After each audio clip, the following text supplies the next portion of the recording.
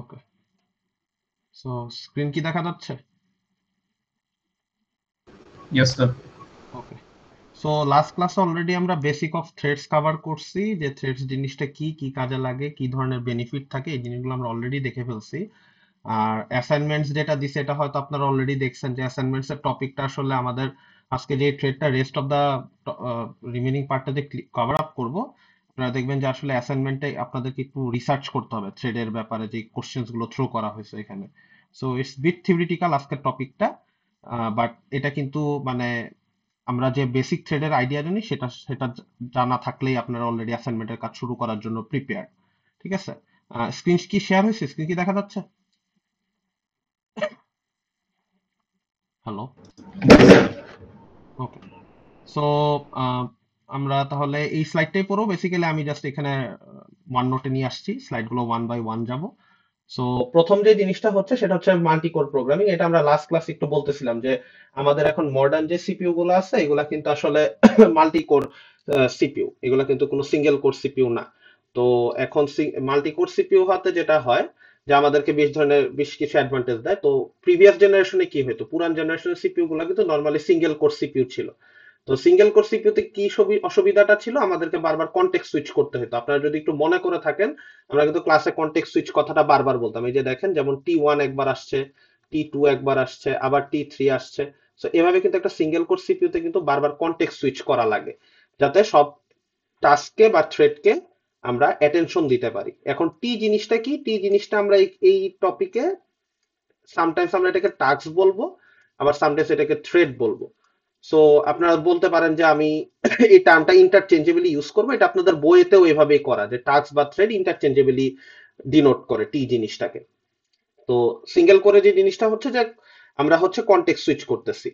তো এই ঘটনাটাকে অনেকটা এরকম ভাবে চিন্তা করতে পারেন, ধরেন একটা রুম আছে, একটা রুমে একটাই কম্পিউটার আছে। এখন আপনারা চারজন বন্ধু আছেন, প্রত্যেকেরই কম্পিউটারটি ইউজ করা দরকার, কিন্তু কেউই একটানা 10 মিনিটের বেশি ইউজ করতে পারবেন না কম্পিউটারটা। ঠিক আছে, তো প্রথমে একজন বন্ধু গেলেন, 10 জনের মধ্যে একজন গেলেন, ইউজ করলেন, ব্যাক করলেন, আবার গেলেন আরেকজন বন্ধু, ইউজ করলেন, ব্যাক করলেন, এভাবে 10 জন কি হবে, কন্টেক্সট সুইচ করে করে ইউজ করতে থাকবেন। কিন্তু এটাতে অসুবিধাটা কি, এটাতে অসুবিধাটা হইতেছে যে আপনি কিন্তু খুব তাড়াতাড়ি আপনার কাজটা শেষ করতে পারবেন না, কারণ আপনাকে হয়তো ম্যাক্সিমাম 10 মিনিট ইউজ করতে দেওয়া হবে সিপিইউটা বা কম্পিউটারটা। তো তখন কি হবে, যে আপনার যদি 1 ঘন্টা ইউজ করা লাগে, তাহলে কিন্তু বাকি 9 জনের সাথে কিন্তু আপনাকে তাল মিলাই ইউজ করতে হবে, যার ফলে আপনার 1 ঘন্টা টাইম কন্টিনিউয়াসলি ইউজ করার সুযোগ থাকতেছে না। তো এই ওভারহেডটাকে কমানোর জন্যই মডার্ন ডেজে মাল্টি কোর সিপিইউর আবির্ভাব। এটাকে চিন্তা করতে পারেন আমাদের, ফর দ্য সিম্পলিসিটি আর্গুমেন্ট আমরা চিন্তা করতেছি আমাদের সিপিইউতে কোর আছে এখন 2টা, এই ঘটনাটাকে চিন্তা করতে পারেন ওই সেম রুমেই আগে একটা সিপিইউ কম্পিউটার ছিল, এখন আমি আরেকটা কম্পিউটার বসাইছি। এখন জিনিসটা কি হবে, আপনারা সেই 10 জন বন্ধুই আছেন এবং প্রত্যেকে 10 মিনিট করে ইউজ করার সুযোগ পাচ্ছেন, কিন্তু খেয়াল করেন কি হবে, প্রথম 5 জন এই কম্পিউটারটি ইউজ করতে পারবেন, পরের 5 জন চাইলে এই কম্পিউটারটি ইউজ করতে পারবেন। তো এতে সুবিধাটা কি হলো, প্যারালালিজম অ্যাচিভ হইলো। তো প্যারালালিজম আর কনকারেন্সির মধ্যে একটা স্লাইড ডিফারেন্স আছে, সেটা আপনাদেরকে বুঝতে হবে। যে দেখেন এইখানে T1 আর T2, ধরেন আপনার বন্ধু T1 আর আপনি হচ্ছে T2, আপনারা দুজন প্যারালালি টাস্ক এক্সিকিউশন করতে পারতেছেন। আবার আপনার আরেক বন্ধু T3 এবং আপনাদের আরেকজন বন্ধু T4, তারাও কিন্তু প্যারালালি টাস্ক এক্সিকিউশন করতে পারতেছে।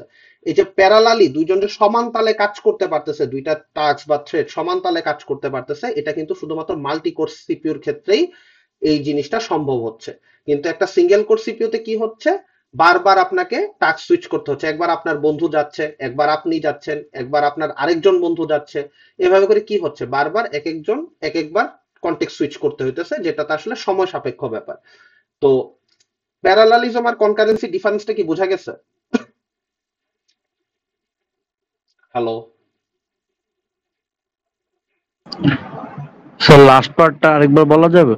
হ্যাঁ, কোনটা বলেন, কোনটা আরেকবার বলবো, জাস্ট আমি মানে একটু। মাল্টি কোর সিস্টেমেরটা কি বলেন, আরেকটু রিপিট করলে হ্যাঁ, ভালো হয়। মাল্টিকোর সিস্টেমে বেসিক্যালি দেখেন একটা রুমে 2টা কম্পিউটার আছে, ঠিক আছে? স্যার, আপনার নামটা একটু কাইন্ডলি বলবেন, তাহলে নাম ধরে কথা বলতে সুবিধা হয়। স্যার স্বাগত। আচ্ছা, স্বগত। স্বগত, ধরেন একটা রুমে আগে একটা কম্পিউটার ছিল, কিন্তু এখন 2টা কম্পিউটার আছে। তো আপনারা যদি 4 জন বন্ধু থাকেন, তো আপনি ধরেন এইখানে আপনি স্বগত আপনি কম্পিউটার 1 ইউজ করতেছেন, আপনার বন্ধু কম্পিউটার 2 ইউজ করতেছে, প্যারালালি ইউজ করতে পারতেছি না। জি স্যার।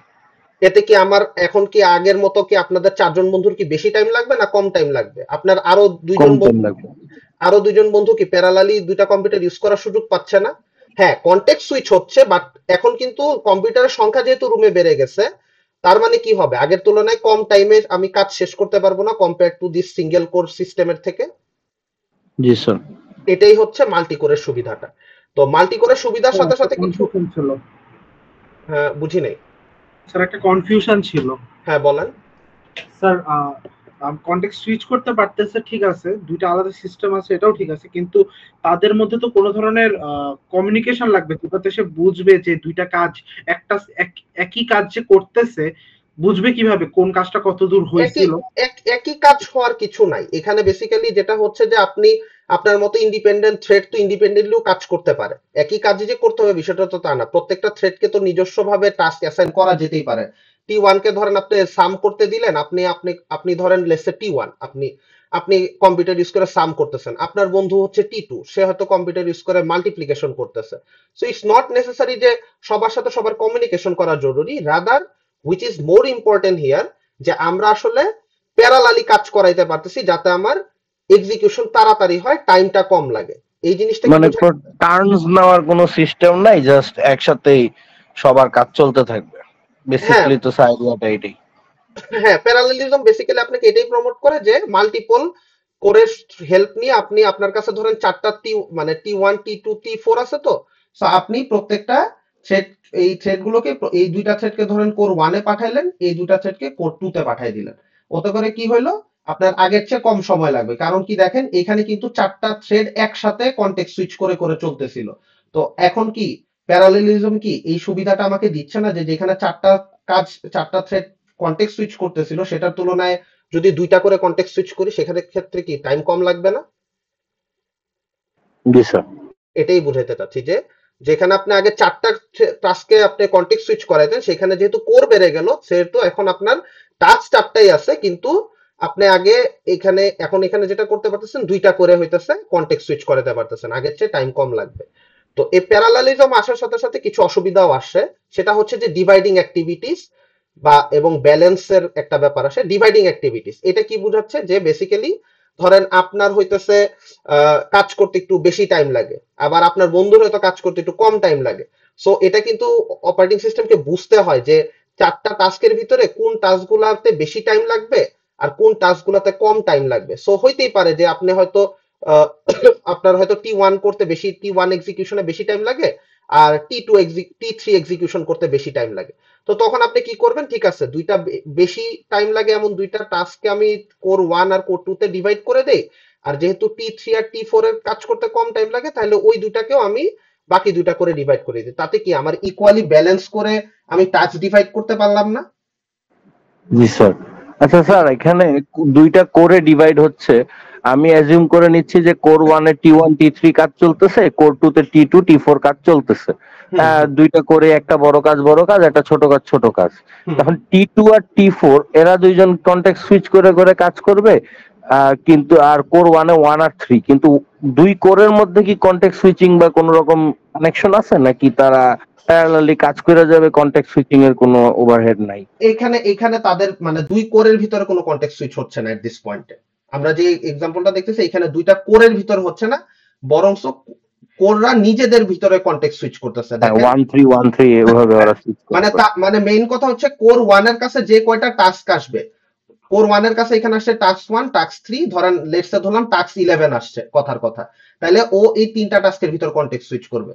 কোর 2 এর কাছে এখানে আমরা ছবিতে দেখতেছি টাস্ক 2 আর টাস্ক 4 আসছে, লেটস সে আরেকটা টাস্ক যদি ধরে নিলাম টাস্ক 12, তাহলে এই তিনটা টাস্কের ভিতরে কোর 2 টাস্ক মানে কন্টেক্সট সুইচ করতে থাকবে। তাহলে স্যার প্রথমে হচ্ছে কোর চুজ হবে, এরপরে ওই যে কোরের মধ্যে যেগুলো অ্যালোকেটেড হয়েছে তাদের মধ্যে সুইচ হইতে থাকবে। তাদের মধ্যে সুইচ হতে থাকবে। সো ব্যালেন্সের একটা বিষয় থাকে, ডেটা স্প্লিটিং এর একটা বিষয় থাকে, আমরা লাস্ট ক্লাসে দেখছি যে আমাদের একটা কমন ডেটা সেগমেন্ট থাকে থ্রেডের ক্ষেত্রে, ডেটা ডিপেন্ডেন্সি থাকে। যেমন অনেক সময় হইতে পারে যে আপনি এখানে টাস্ক 1 পারফর্ম করতেছেন, টাস্ক 1 পারফর্মের উপরে ডিপেন্ড করে টাস্ক 3 কিছু একটা পারফর্ম করবে, সেই জিনিসটা অনেক সময় ডিপেন্ডেন্সি থাকে, সো ওই ডিপেন্ডেন্সি হ্যান্ডেলের একটা বিষয় থাকে। দেন সবচেয়ে ইম্পর্টেন্ট যে পার্টটা সেটা হচ্ছে টেস্টিং এন্ড ডিবাগিং। আপনি দেখেন, আপনি একটা মাল্টি কোর সিস্টেমে মাল্টি থ্রেডেড প্রোগ্রামিং করতে চাচ্ছেন না, মাল্টি থ্রেডিং এর ফেসিলিটি নিতে চাচ্ছেন, কিন্তু তার মানে কি এই আপনি আপনার প্রোগ্রামের কারেক্টনেস স্যাক্রিফাইস করবেন? প্রোগ্রামের কারেক্টনেস বলতে কি না বোঝাচ্ছি, স্যার, ধরেন তাহলে তো আমারই লস। হ্যাঁ, আপনি হয়তো একটা প্রোগ্রামের ভিতরে করতে চাচ্ছেন 2 আর 2 যোগ 4, ঠিক আছে, কিন্তু আপনি মাল্টি থ্রেডিং করে এমন কিছু ভুলভাল করছেন যে 2 আর 2 যোগ করে এখন আর 4 দেয় না, 2 আর যোগ করে লেটস এখন 8 দিচ্ছে। তো এই জিনিসটাও কিন্তু আমাদেরকে অবশ্যই চেকে রাখতে হয় যে আমি মাল্টি থ্রেডিং করছি কাজটাকে তাড়াতাড়ি শেষ করার জন্য, বাট দ্যাট ডাজন্ট মিন যে আমি প্রোগ্রামের কারেক্টনেসকে স্যাক্রিফাইস করব। সো এইটা ছিল বেসিক্যালি আপনাদের মাল্টি প্রোগ্রামিং এর ডিসকাশন। তো এরপরে যদি আমরা দেখি মাল্টি, এখানে তো মাল্টি কোর প্রোগ্রামিং দেখলাম, তো মাল্টি কোর প্রোগ্রামিং এর প্যারালেলিজম যে পার্টটা আমরা এতক্ষণ ধরে দেখলাম, যে প্যারালেলিজম এখানে যেটা দেখলাম আমরা যে অ্যাচিভ করলাম, এই প্যারালেলিজমকে আবার দুইটা ভাগে ভাগ করা হয়। এই যে এখানে যে প্যারালেলিজমটাকে পড়লাম এটাকে দুইটা ভাগে ভাগ করা হয়েছে, একটা হচ্ছে ডেটা প্যারালেলিজম, একটা হচ্ছে টাস্ক প্যারালেলিজম। ডেটা প্যারালেলিজম আমরা অলরেডি ক্লাসে একটু ডিসকাস করছিলাম, যদি কারো মনে থাকে আপনাদের একটু মনে পড়ার কথা, একটা মার্জ সর্টের এক্সাম্পল আমি আঁকছিলাম ক্লাসের মধ্যে, কেউ যদি মনে করে থাকতে পারেন। সো বেসিক্যালি কি হইতো, একটা বড় একটা অ্যারে থাকতো, সেই অ্যারেতে কি হতো আমরা একটা অ্যারে থাকতো, তো এই অ্যারেতে আমরা যেটা করতাম বেসিক্যালি দুইটা ভাগ করতাম মার্জ সর্টের জন্য ডিভাইড এন্ড কনকার অ্যাপ্রোচে। সো আমরা যেটা কি করতাম যে আমরা হইতেছে এখান থেকে দুইটা ভাগ করার পরে যেটা করতাম সেটা হচ্ছে এক সেকেন্ড, ওকে, সো দুই ভাগ করতাম, দেন হইতেছে আমরা দুইটা ডিফারেন্ট থ্রেডকে দিয়ে দিতাম বা এক্সিকিউশনের জন্য দিয়ে দিতাম বা ডেটাটাকে দিয়ে দিতাম, যে দেখেন এখানে 1 2 3 4 চারটা ডেটা আছে, ঠিক আছে। সো চারটা ডেটা কি হতো, প্রথমে ধরেন 1 2 যেত, যদিও এটা একটা সর্টেড অ্যারে, বাট চিন্তা করতে পারেন এটা আনসর্টেড অ্যারে। সো কি হইতো, এখানে ডেটাটা কিন্তু ভাগ হয়ে যাচ্ছে। সো এখানেও জিনিসটা এরকম, দেখেন ডেটা প্যারালেলিজম কি বলছে, distribute subset of the same data across multiple course. তার মানে কি হচ্ছে, যখন এই পুরা ডেটা স্ট্রাকচার মানে এটা তো একটা অ্যারের ভিতরে 1 2 3 4 আছে, তার মানে আমি কি করতেছি, পুরা ডেটাটাকে মাল্টিপল কোরের কাছে ডিভাইড করে দিচ্ছি, যে তুমি এই ডেটাগুলো নিয়ে সেম টাইপের অপারেশন পারফর্ম করো। সেম টাইপের অপারেশন কি, যেমন এই ক্ষেত্রে দেখেন 1 আর 2 নিয়ে কিন্তু কোর 1 বা কোর 2 সর্টিংই করবে, তারপরে 3 আর 4 এই ভ্যালুগুলো নিয়ে বাকি কোরগুলো কি করবে, সর্টিং এর কাজই করবে। তার মানে কি দাঁড়াচ্ছে, একটা পুরা ডেটা, বড় একটা ডেটা সেট, এটাকে ছোট ছোট চাঙ্কে ভেঙে ফেললাম, চাঙ্কে ভেঙে ফেলার পরে মাল্টিপল কোরের মধ্যে আমি এই ডেটাগুলোকে ডিস্ট্রিবিউট করে দিলাম, এবং তাদেরকে এটাও বলে দেওয়া হয়েছে যে তোমরা same type of operation perform করো। Same type of operation, for example এখানে আমরা কি করতেছি, আমরা এখানে সর্টিং করতেছি, এই দুইটা ডেটার উপরও সর্টিং পারফর্ম হচ্ছে, এই দুইটার উপর ডেটার উপরও সর্টিং পারফর্ম হচ্ছে। So this is the data parallelism. Task প্যারালেলিজমটা কি, distribute threads across cores, each thread performing unique operation. এখন এই জিনিসটাতে একটু বোঝার আছে, খেয়াল করেন এখানে কিন্তু ডেটাটা দেওয়া হয়েছে, এবং কিপ দ্যাট ইন মাইন্ড, এই ডেটাটা সেম সেম ডেটাও হইতে পারে, আবার ডিফারেন্ট ডেটাও হইতে পারে, ঠিক আছে। ইটস নট নেসেসারি যে সেম ডেটার উপরেই টাস্ক প্যারালেলিজম পারফর্ম হবে, but most important thing hair is যে আপনি এখানে আগে ডেটা স্প্লিট করে দিতেন, data separate, data divide distribute করে দিতেন, এই জায়গায় আপনি হইতেছে থ্রেড ডিভাইড করে দিবেন। লাস্ট ক্লাস আমরা দেখাইছিলাম না যে ডিফারেন্ট ডিফারেন্ট থ্রেড ক্রিয়েট হয় এবং কোরের কাছে চলে যায়। সো ওই জিনিসটা এখানে করতেছে, খেয়াল করেন যে ডেটা সেমও হইতে পারে বা ডিফারেন্ট ডেটাও হইতে পারে, কিন্তু থ্রেড গুলাকে আমি হইতেছে ধরেন এখানে আমার T1 একটা থ্রেড, এখানে আমার T2 একটা থ্রেড, এখানে T4 একটা থ্রেড, এখানে T3 T4 এক একটা থ্রেড। সো প্রত্যেকটা থ্রেডকে আমি প্রত্যেকটা কোরের কাছে দিয়ে দিচ্ছি। এখন থ্রেড 1, একটু আগে আমি বললাম যে ইটস নট নেসেসারি যে সব থ্রেডকে সেম কাজই করতে হবে। সো এখানে থ্রেড 1 কি করতে পারে, থ্রেড 1 হইতেছে একটা ডেটা সেটের উপরে সাম করতে পারে, থ্রেড 2 চাইলে একটা ডেটার উপরে সাবট্রাকশন করতে পারে, থ্রেড 3 চাইলে একটা ডেটার উপর মাল্টিপ্লিকেশন করতে পারে, থ্রেড 4 চাইলে একটা ডেটার উপর ডিভিশন করতে পারে। সো এইখানে কি ধরনের অপারেশন পারফর্ম করবে সেটা ফিক্সড না, যেটা নাকি ডেটা প্যারালেলিজমে ছিল। ডেটা প্যারালেলিজমে কি হইতো দেখলেন না, যে সেম টাইপের অপারেশন হইতো, যে ডেটার উপরে সর্টিংই করতে হবে, তুমি ডেটা ভাগ করে নিয়ে গেছো ভালো কথা, বাট তুমি সর্টিংই পারফর্ম করবে আর কিচ্ছু করবা না। কিন্তু টাস্ক প্যারালেলিজমে আমাকে যে বেনিফিটটা দিচ্ছে, যে আমি চাইলে থ্রেড গুলোকে যেহেতু ডিফারেন্ট কোরের কাছে ডিস্ট্রিবিউট করে দিছি, সো ডিফারেন্ট থ্রেডকে দিয়ে আমি ডিফারেন্ট কাজ করাই নিতে পারি। কাউকে দিয়ে সাম করাইতে পারি, চাইলে কাউকে দিয়ে সাবট্রাকশন করাইতে পারি, কাউকে দিয়ে মাল্টিপ্লিকেশন করাইতে পারি, কাউকে দিয়ে ডিভিশন করাইতে পারি। আর আরেকটা এটা কি জিনিস, স্যার সিঙ্গেল করে পসিবল না? না, ডেটা প্যারালেলিজম কি, প্যারালেলিজম ওয়ার্ডটা কি মিন করে, প্যারালেলিজম কি চায় আগে এটা বলেন তো। প্যারালালি ডিফারেন্ট টাস্ক নো, গুলা হতে পারে, না, প্যারালেলিজম কি চায়? একসাথে ভিন্ন ভিন্ন ধরনের কাজ করা একসাথে একই টাইমে। প্যারালেলিজম চায় মাল্টিপল কোরের অ্যাডভান্টেজ। একটু আগে দেখলাম না প্যারালেলিজম কিভাবে অ্যাচিভ করা সম্ভব, মাল্টি কোর বা মাল্টি প্রসেসরে সম্ভব ছিল না প্যারালেলিজম। জি সো আপনাকে আসলে কোর বাড়াইতে হবে প্যারালেলিজম অ্যাচিভ করতে গেলে, বুঝাইতে পারছি? জি স্যার। এটাই।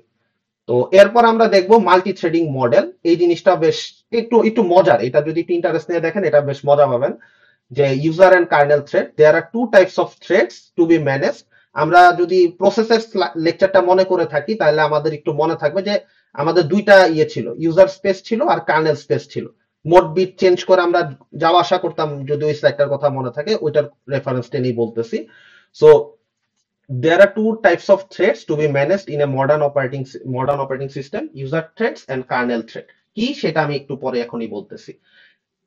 সো ইউজার থ্রেডটা কি, আর সাপোর্টেড অ্যাবভ কার্নেল, মানে ইউজার স্পেসে, মানে ধরেন ইউজার কারা, নরমালি একটা কম্পিউটার ইউজার কারা, আপনি আমি আমরা যারা আছি তারাই তো এন্ড ইউজার, তাই না? সো আমরা চাইলে আমাদের কাজের এফিসিয়েন্সি বাড়ানোর জন্য আমরা কি করতে পারি? Any guess? ধরেন আমি চাইতেছি একটা কাজ তাড়াতাড়ি শেষ হোক, তাহলে আমি সেটার জন্য কি করতে পারি স্যার? এক একজনকে এক এক পার্ট দেব কাজ করার। এই জিনিসটাকে একটু গ্রামাটিক্যালি কারেক্ট ভাবে কি বলা যায়, যে আমরা মাল্টিপল থ্রেডে অ্যাসাইন করে দিতে পারি না আমার একটা টাস্ককে? জি স্যার। এই জিনিসটাই হইতেছে, আপনারা যখন সফটওয়্যার ইঞ্জিনিয়ার হিসেবে কোনো একটা কোম্পানিতে জয়েন করবেন, আপনাদেরকে তখন সিনিয়র সফটওয়্যার ইঞ্জিনিয়ার এসে বলবে যে আচ্ছা তুমি এই কাজটা মাল্টিপল থ্রেডে ভাগ করে দাও, তাহলে এই কাজটা করতে কম টাইম লাগবে। যখন আপনি এই যে মাল্টিপল থ্রেডে জিনিসটাকে ভাগ করে দেওয়ার কাজটা করতে যাবেন, তখন যে জিনিসটা ঘটবে যে আপনি আসলে ইউজার হিসেবে থ্রেড ক্রিয়েট করবেন। যে ঠিক আছে আমার একটা কাজ করতে অনেক সময় লাগে, তো আমি 4টা থ্রেড ক্রিয়েট করি বা 5টা থ্রেড ক্রিয়েট করে ওই পুরা টাস্কটাকে আমি কি করে দিতে পারি, স্প্লিট করে দিতে পারি, যে ঠিক আছে তোমরা চাঙ্কে চাঙ্কে ভেঙে সবাই মিলে কাজ করো, দেন কাজ শেষ হলে আমাকে জানাই। তো দেখেন এটা কি লেখছে, user threads R supported above the kernel without kernel support. তার মানে কি, কার্নেলের সাপোর্ট, কার্নেল জিনিসটা কি মনে আছে? অপারেটিং সিস্টেমের একটা কোর না কার্নেল, যেটা যেটা আমাদের ডে টু ডে লাইফে সব ধরনের অপারেশন গুলো এক্সিকিউট করে দেয়, ইয়েস স্যার, মনে আছে? ইয়েস তো স্যার। ওই, হ্যাঁ, তো এটা কিন্তু আসলে ইউজার লেভেলে যে আমরা থ্রেড গুলো বানাচ্ছি, এগুলা কিন্তু আসলে কার্নেলের সাপোর্ট ছাড়া এক্সিকিউট হইতে পারে না, কিন্তু এগুলাকে আমরা উইদাউট কার্নেলের সাপোর্ট ছাড়া ক্রিয়েট করতে পারি। সো এটাই বলছে যে আর supported above the kernel without kernel support. আমরা এটা আরেকটু ডিপ ডাউন করব যখন, তখন আরেকটু ক্লিয়ার হবে। These are the threads that application programmers would put into their programs. যে এই যে আপনারা সফটওয়্যার ইঞ্জিনিয়ার হিসেবে আপনারা মাল্টিপল থ্রেড ক্রিয়েট করবেন, থ্রেড 1, থ্রেড 2, এবং একটা পার্টিকুলার টাস্ককে আপনারা ভেঙে ভেঙে ওই থ্রেড গুলো দিয়ে এক্সিকিউট করাবেন। POSIX P থ্রেড, এটা আপনাদেরকে ল্যাবে দেখাবে। POSIX শব্দটার অর্থ হচ্ছে যে মানে আপনাদের পোর্টেবল অপারেটিং সিস্টেম ইন্টারফেস। এটা যদি একটু ঘাটাঘাটি করেন, এটা না আপনাদের মধ্যে ঘাটাঘাটি করতে বলছেও মনে হয়, পোর্টেবল অপারেটিং ওএস ইন্টারফেস। আমি সংক্ষেপে লিখলাম, এত যেহেতু লিখে লাভ নাই। পোর্টেবল অপারেটিং সিস্টেম ইন্টারফেস, এটাই হচ্ছে POSIX। তো উইন্ডোজের জন্য আছে উইন্ডোজ থ্রেড, জাভার জন্য আছে জাভা থ্রেড। আমরা আগে জাভা থ্রেড পড়তাম, জাভা থ্রেড এই স্লাইডেও আছে, আমরা একটু দেখবো। কার্নেল থ্রেডটা কি জিনিস, কারো কোনো আইডিয়া আছে? কি বলছে একটু দেখি। আর supported within the kernel or the operating system itself. এই যে আমরা দেখতেছিলাম না অনেকগুলো ক্লাসে যে মেইন মেমোরির ভিতরে একটা স্পেসিফিক রিজিয়ন থাকে অপারেটিং সিস্টেমের, এখানে কার্নেল এক্সিস্ট করে। সো কার্নেলের জন্য কার্নেলের নিজস্ব থ্রেড এক্সিস্ট করতে পারে।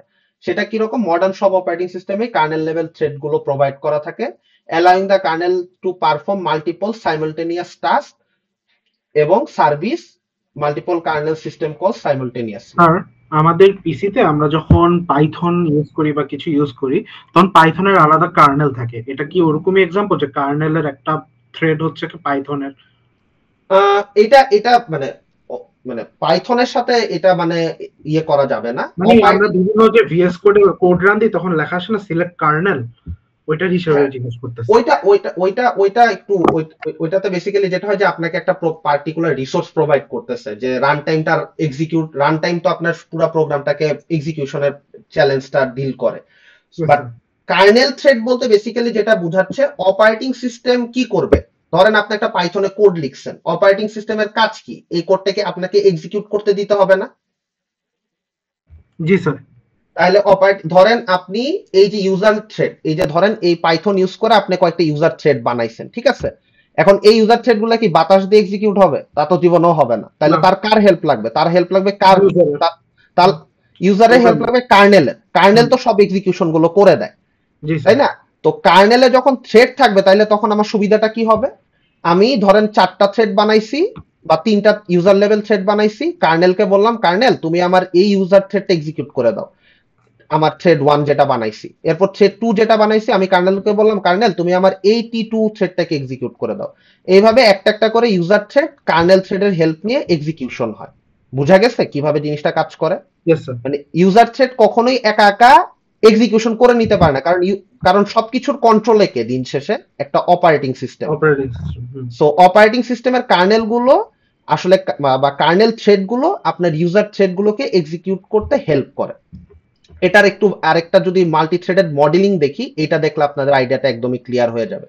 খেয়াল করেন এখানে কি করা হচ্ছে, যে ম্যানি টু ওয়ান কি হচ্ছে এখানে। আপনি ধরেন আপনি একটা সফটওয়্যার প্রোগ্রামার, সফটওয়্যার ইঞ্জিনিয়ার, আপনি 4টা থ্রেড বানাইছেন আপনার সিনিয়র সফটওয়্যার ইঞ্জিনিয়ারের কথা শুনে।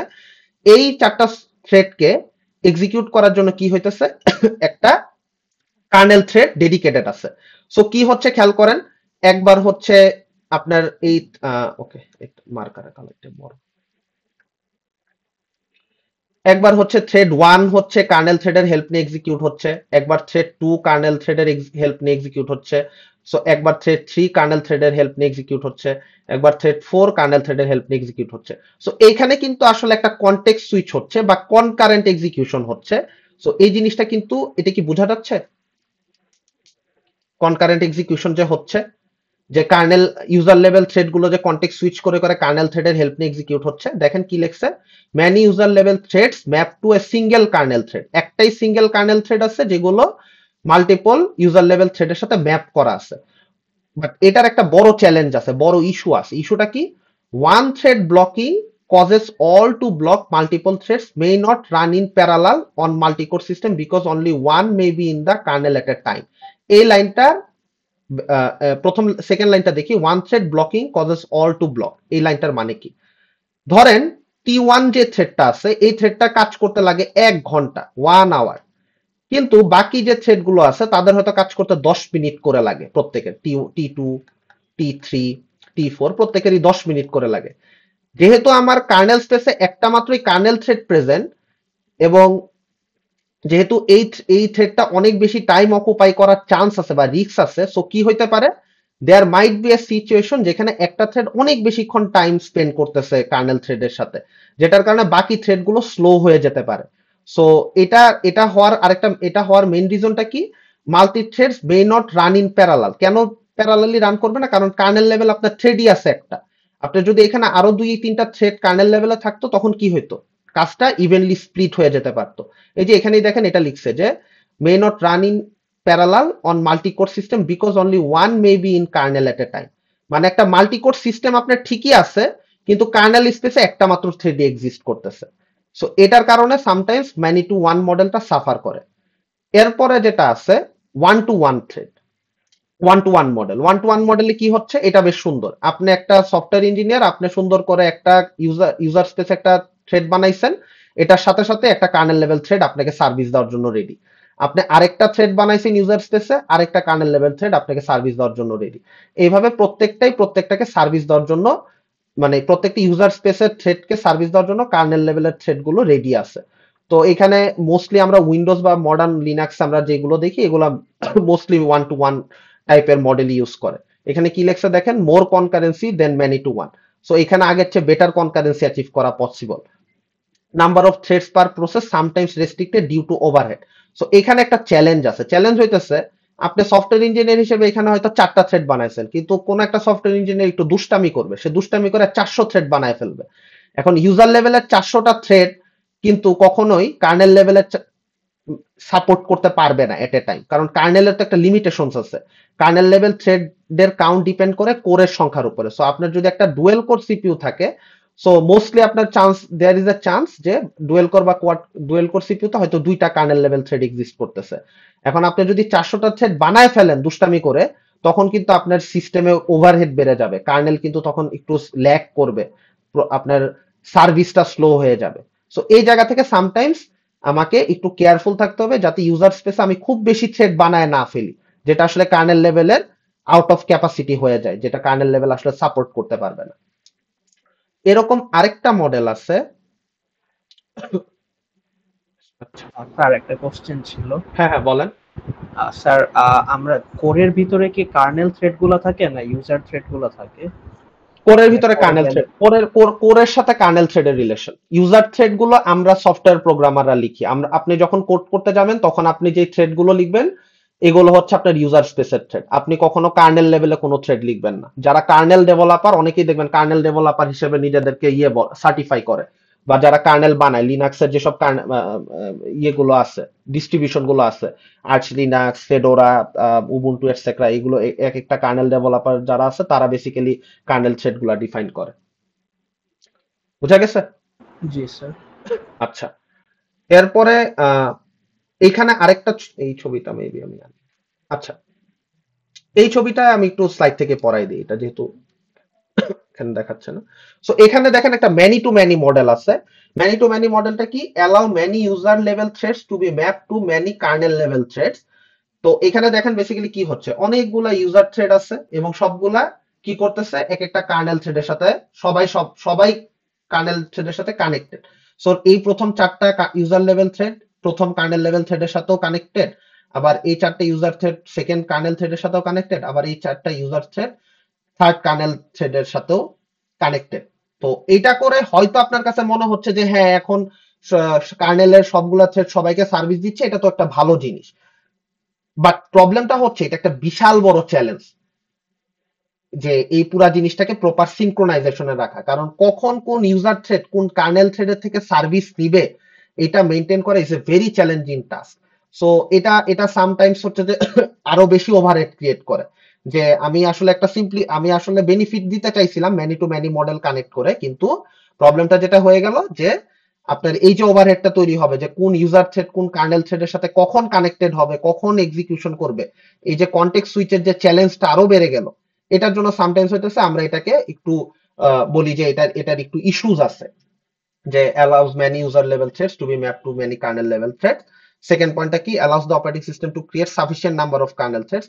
বানাইলেও মানে sufficient number of kernel thread বানাইলেও মেইন চ্যালেঞ্জটা যেখানে দাঁড়ায় যে সবগুলা ইউজার লেভেল থ্রেডকে সবগুলা কার্নেল লেভেল থ্রেডের সাথে কানেকশন দেওয়া, ইন্টারাকশন করানো।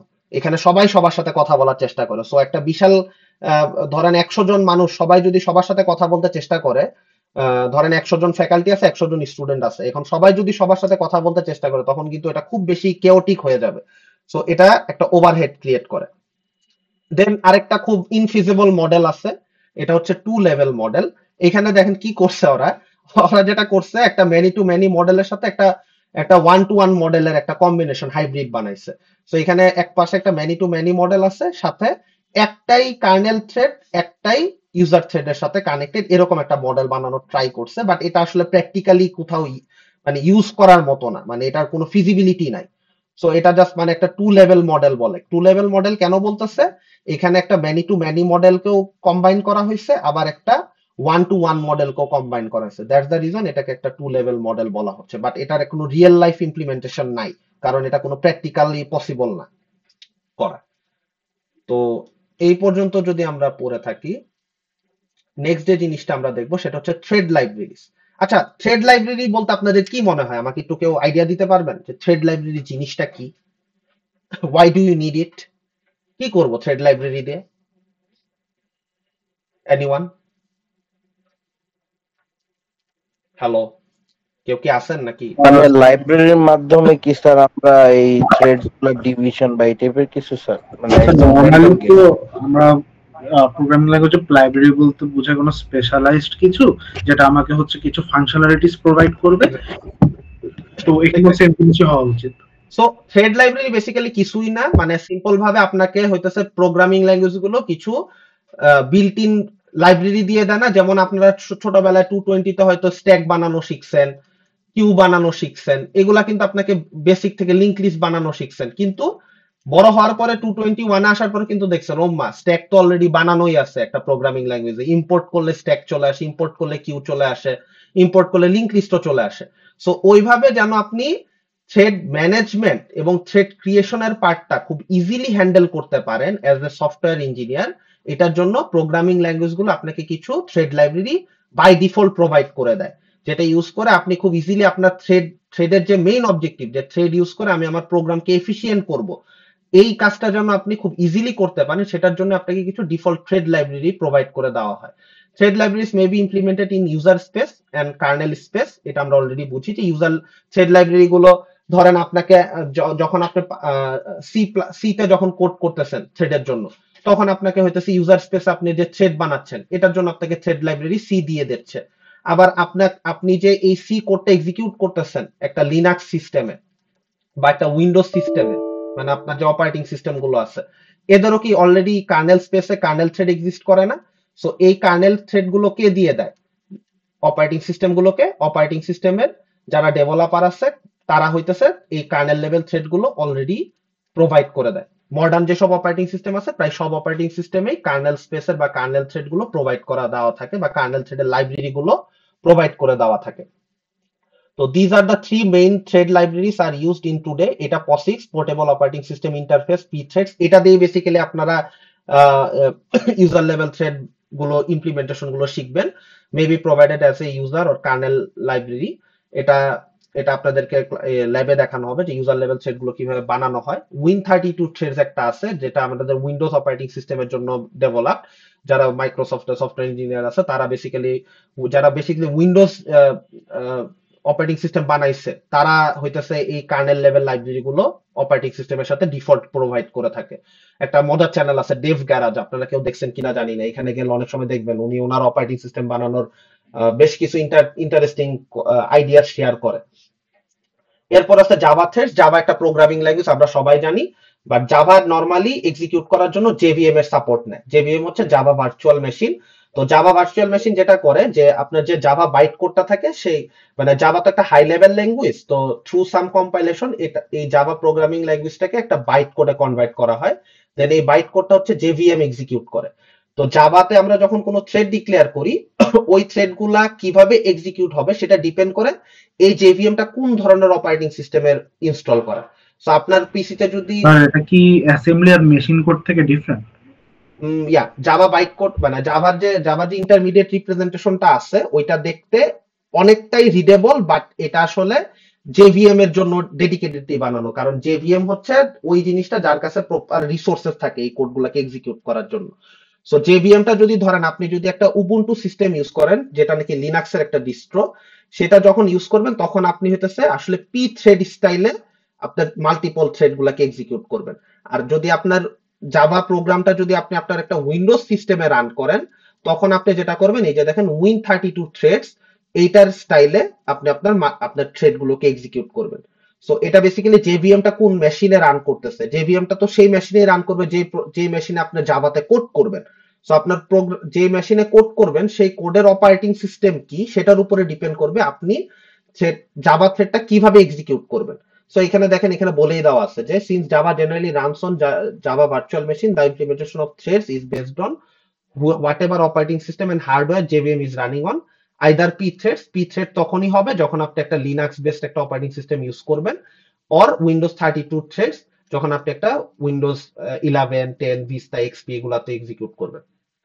সো এটা বেসিক্যালি এই স্লাইডটা বেসিক্যালি আপনাকে লাইব্রেরি সম্পর্কে আইডিয়া দিছে যে থ্রেড লাইব্রেরিটা কেন লাগে। থ্রেড লাইব্রেরিটা আপনাকে হেল্প করে মেইন যদি কোন একটা কি পয়েন্ট আমি যদি হিট করতে চাই যে থ্রেড ক্রিয়েশন এবং থ্রেড ম্যানেজমেন্ট সিম্পল ভাবে করার জন্য। তো পি থ্রেড নিয়ে এখানে আরেকটু কিছু কথাবার্তা আছে। POSIX স্ট্যান্ডার্ড পি থ্রেড, এটা যেটা বলতেছে যে আপনাকে পি থ্রেড মানে POSIX স্ট্যান্ডার্ড হচ্ছে থ্রেড গুলো কিভাবে ডিজাইন করা হবে সেটার জন্য একটা স্ট্যান্ডার্ড প্রোভাইড করে POSIX স্ট্যান্ডার্ড। POSIX কিন্তু কোনো ইমপ্লিমেন্টেশন না, দেখেন এখানে লেখা নট দি ইমপ্লিমেন্টেশন। ও বলে দেয় যে পি থ্রেড গুলা কিভাবে এক্সিকিউট করবে, কিভাবে ডিজাইন করা হবে, ডিজাইনিং গাইডলাইন বলতে পারেন, যে কোন গাইডলাইন মেনে আমি থ্রেড গুলোকে ডিজাইন করবো বা তাদের এক্সিকিউশনের স্টাইল কিভাবে ডিজাইন করব। তো পি থ্রেড হইতেছে modern operating system like Linux, Mac OS, এগুলো সবকিছুতে আছে। গ্লোবাল ভ্যারিয়েবলস আর শেয়ার্ড এমং অল থ্রেড, এটা তো কমনলি আপনারা জানেনই, গ্লোবাল ভ্যারিয়েবল গুলো শেয়ার থ্রেডের মধ্যে শেয়ার থাকে। আরেকটা পয়েন্ট হচ্ছে one thread can wait for the others to rejoin before continuing. So এটা এটা এটা যেটা বোঝাচ্ছে, ধরেন আপনার সিস্টেমে অনেক কয়েকটা থ্রেড আছে, T1, T2, T3, T4 etcetera, এরকম কয়েকটা থ্রেড আছে। So one thread can wait for others to rejoin before continuing. So কোন একটা কারণে ধরেন T1 এর কাজ শেষ, ইটস ডান কোন একটা কারণে, কিন্তু ধরেন বাকি থ্রেড গুলো তখনও কাজ করতেছে। সো T1 যেটা করতে পারবে, T1 বাকি থ্রেড গুলোর জন্য ওয়েট করতে পারবে টু কমপ্লিট, টু ফিনিশ, যে ঠিক আছে যখন তোমার শেষ হবে তখন আমরা একসাথে সবাই মিলে বলবো আমরা সবাই মিলে done. So this thing can be achieve using the P thread. P thread begin execution in specified function, এটা আমরা এই ফাংশনটা আমরা দেখবো, যে একটা ফাংশনকে কল করে আপনি পি থ্রেড এক্সিকিউশন স্টার্ট করেন, সেই ফাংশনটা কি সেটা আমরা একটু পরেই দেখবো। Common in Unix operating system, so P thread এর কনসেপ্টটা mostly available in Linux and Mac operating system. এরপর হচ্ছে জাভা থ্রেড। জাভা থ্রেডটা বেসিক্যালি ওই যে বললাম যে জেভিএম হেল্প করে জাভা থ্রেডটাকে এক্সিকিউশন করতে। জাভা থ্রেডটাকে টিপিক্যালি দুইটা ভাবে আমরা ইমপ্লিমেন্ট করতে পারি। একটা হচ্ছে থ্রেড ক্লাস, এটা জাভা দিয়ে দেয়, ওই যে একটু আগে বললাম না যে লাইব্রেরি দিয়ে দিবে প্রোগ্রামিং ল্যাঙ্গুয়েজ গুলো আপনাদেরকে। সো জাভাতেও থ্রেড ক্লাস নামে একটা বিল্ট ইন ক্লাস এক্সটেন্ড করে আমরা হইতেছে জাভা থ্রেড এক্সিকিউট করতে পারি। আরেকটা ওয়ে হইতে পারে ইন্টারফেসটা আপনারা পাইথনে দেখছেন কিনা আমি জানি না, আপনাদেরকে হয়তো মোস্টলি অ্যাবস্ট্রাক্ট ক্লাসই দেখানো হয়েছে পাইথনে। সো ইন্টারফেসটা মানে অ্যাবস্ট্রাক্ট ক্লাসে কি হইতো, ইনকমপ্লিট মেথড থাকতো বা অ্যাবস্ট্রাক্ট মেথড থাকতো। তো আরেকটা, সো এখানে যেটা করতেছে যে জাভা হইতেছে ইন্টারফেসের হেল্প নিয়ে ওই জাভা থ্রেড গুলোকে ক্রিয়েট করা যায়। সো এটা হচ্ছে স্ট্যান্ডার্ড প্র্যাকটিস, যে একটা রানেবল ইন্টারফেসের হেল্প নিয়ে আপনি ট্রেডিংটাকে এক্সিকিউট করবেন জাভায়। বাট চাইলে আপনি থ্রেড ক্লাসও ইউজ করতে পারেন। আমি আমার আন্ডারগ্রেড লাইফের থ্রেড ক্লাসটাকে ইউজ করেই থ্রেডের ল্যাবটা কমপ্লিট করছিলাম, যদি আপনাদের এখন আর জাভা নাই, আপনাদের সি বা C++ চলে গেছে সবকিছু। আচ্ছা, নেক্সট যে জিনিসটা আছে সেটা হচ্ছে ইমপ্লিসিট থ্রেডিং। এইটা শুনে কি কোনো কিছু মনে হয় যে what is the meaning of implicit threading বা why do I need it? Anyone anything, মানে ভুল ঠিকের কোনো সমস্যা নাই, you can share, you can discuss. Hello, কোয়েশ্চেনটা কি বললেন স্যার? ইমপ্লিসিট ট্রেডিংটা কি কি হইতে পারে, হোয়াট ইট ক্যান বি? কাজ আচ্ছা ভাগাভাগি ধরনের স্যার কিছু? স্যার, কাজ ভাগাভাগি, থ্রেড বাদে কাজ ভাগাভাগি এটা আমি বুঝছি, but there are many underlying concept, এগুলো একটু সাথে রাখেন, ঠিক আছে? আমি বুঝাই বলতেছি। ইমপ্লিসিট ট্রেডিংটা হচ্ছে, খেয়াল করেন, একটা মোটিভেশন বলা আছে, shifts the burden of addressing the programming challenges outline earlier. So একটু আগে আমরা প্রথম স্লাইডে দেখছিলাম যে মাল্টিপল থ্রেডের ভিতরে প্রপারলি টাস্ক ডিভাইড করে দেওয়া লাগে, ডেটা ডিভাইড করে দেওয়া লাগে, ডেটা ডিপেন্ডেন্সি এনশিওর করা লাগে, টেস্টিং এন্ড ডিবাগিং এনশিওর করা লাগে। আপনি এজ এ সফটওয়্যার ইঞ্জিনিয়ার এত প্রেসার কেন নিবেন? আপনি থ্রেডে কেন আসছেন? আপনার থ্রেড মাল্টি থ্রেডে কেন আসছি? এজ এ সফটওয়্যার ইঞ্জিনিয়ার আমি মাল্টি থ্রেড ইউজ করতে চাই, যাতে আমার প্রোগ্রাম ফাস্টার এক্সিকিউশন অ্যাচিভ করতে পারে, তাই না? মাল্টি থ্রেডে আসার কারণ তো এটাই, যে ফাস্টার এক্সিকিউশন অ্যাচিভ করা।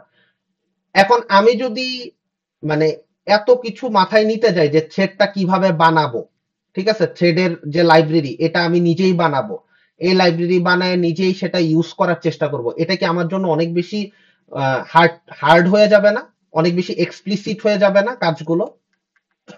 মানে আপনি চিন্তা করেন, আপনি ছোটবেলায় যখন স্ট্যাক কিউ নিজে নিজে বানাইতেন, ডেটা স্ট্রাকচার গুলো বানায় দেন ওইটা কি ইউজ করতে যাইতেন, সেটা কিন্তু আপনার জন্য বেশ একটু মানে রিগোরাস প্রসেস হইতো, যে আপনার নিজে নিজে স্ট্যাক বানাচ্ছেন, কিউ বানাচ্ছেন, দেন ওই ডাটা স্ট্রাকচার ইউজ করে কোন একটা পারফরমেন্স অ্যাচিভ করতেছেন, অপারেশন অ্যাচিভ করতেছেন।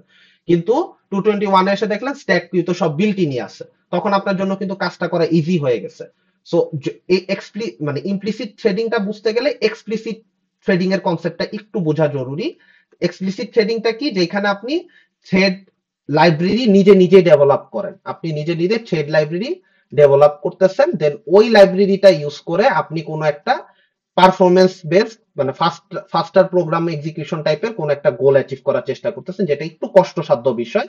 সো ওইটাকে থামানোর জন্য, ওই কষ্টটাকে কমানোর জন্যই ইমপ্লিসিট থ্রেডিং এর আবির্ভাব। সেখানে কি হচ্ছে দেখেন, যে আপনাকে ওই ধরনের চ্যালেঞ্জেস, যে ডিভাইডিং টাস্ক, মাল্টিপল থ্রেডের মধ্যে টাস্ক ডিভাইড করে দেওয়া, ডেটা ব্যালেন্স করানো, ডেটা ডিপেন্ডেন্সি এনশিওর করা, এই জিনিসগুলা প্রোগ্রামিং ল্যাঙ্গুয়েজ আপনাকে নিজে থেকেই করে দিবে। প্রোগ্রামিং ল্যাঙ্গুয়েজ কিছু ডিফল্ট লাইব্রেরি প্রোভাইড করবে, যেটার মাধ্যমে আপনি সেই জিনিসগুলো খুব ইজিলি অ্যাচিভ করতে পারবেন। সো একটা পয়েন্ট কি লিখছে, growing in popularity as numbers of thread increase, program correctness more difficult with explicit threads. এই যে এক্সপ্লিসিট থ্রেডে কি হবে, আপনি যদি নিজে নিজে একটা থ্রেড লাইব্রেরি বানাইতে যান, আমি বলবো না আপনি পারবেন না, বাট প্রবলেমটা যেটা হইতে পারে যে আপনি প্রোগ্রামের কারেক্টনেস কে স্যাক্রিফাইস করছেন, কোন একটা কারণে থ্রেড লাইব্রেরি প্রপারলি বানান নাই, প্রোগ্রামের কারেক্টনেস নষ্ট হয়ে গেছে, প্রোগ্রামটা ঠিক মতো কাজ করতেছে না। সেকেন্ড যে জিনিসটা বলছে, creation and management of threads done by compilers and run time libraries rather than programmer. So আমার মেইন টার্গেট হচ্ছে কি, ফাস্টার প্রোগ্রাম এক্সিকিউশন করা। সো ওইটার জন্য আমি এক্সিস্টিং যে রান টাইম লাইব্রেরিজ গুলো, রান টাইম বা কম্পাইল টাইম লাইব্রেরিজ গুলো আছে, সেগুলোর হেল্প নিয়ে আমি ইজিলি থ্রেডের ক্রিয়েশন এবং ম্যানেজমেন্টকে ইজিয়ার করতে পারি। তো এরকম কয়েকটা অপশনস আছে, একটা হচ্ছে থ্রেড পুল। তো থ্রেড পুলটা কি, এটা বেশ মজার একটা জিনিস। থ্রেড পুল যে জিনিসটা করে, যে ধরেন আমার এরকম একটা পুল আছে, এই পুলে অনেকগুলা থ্রেড এক্সিস্ট করতেছে, T1, T2, T4, T5।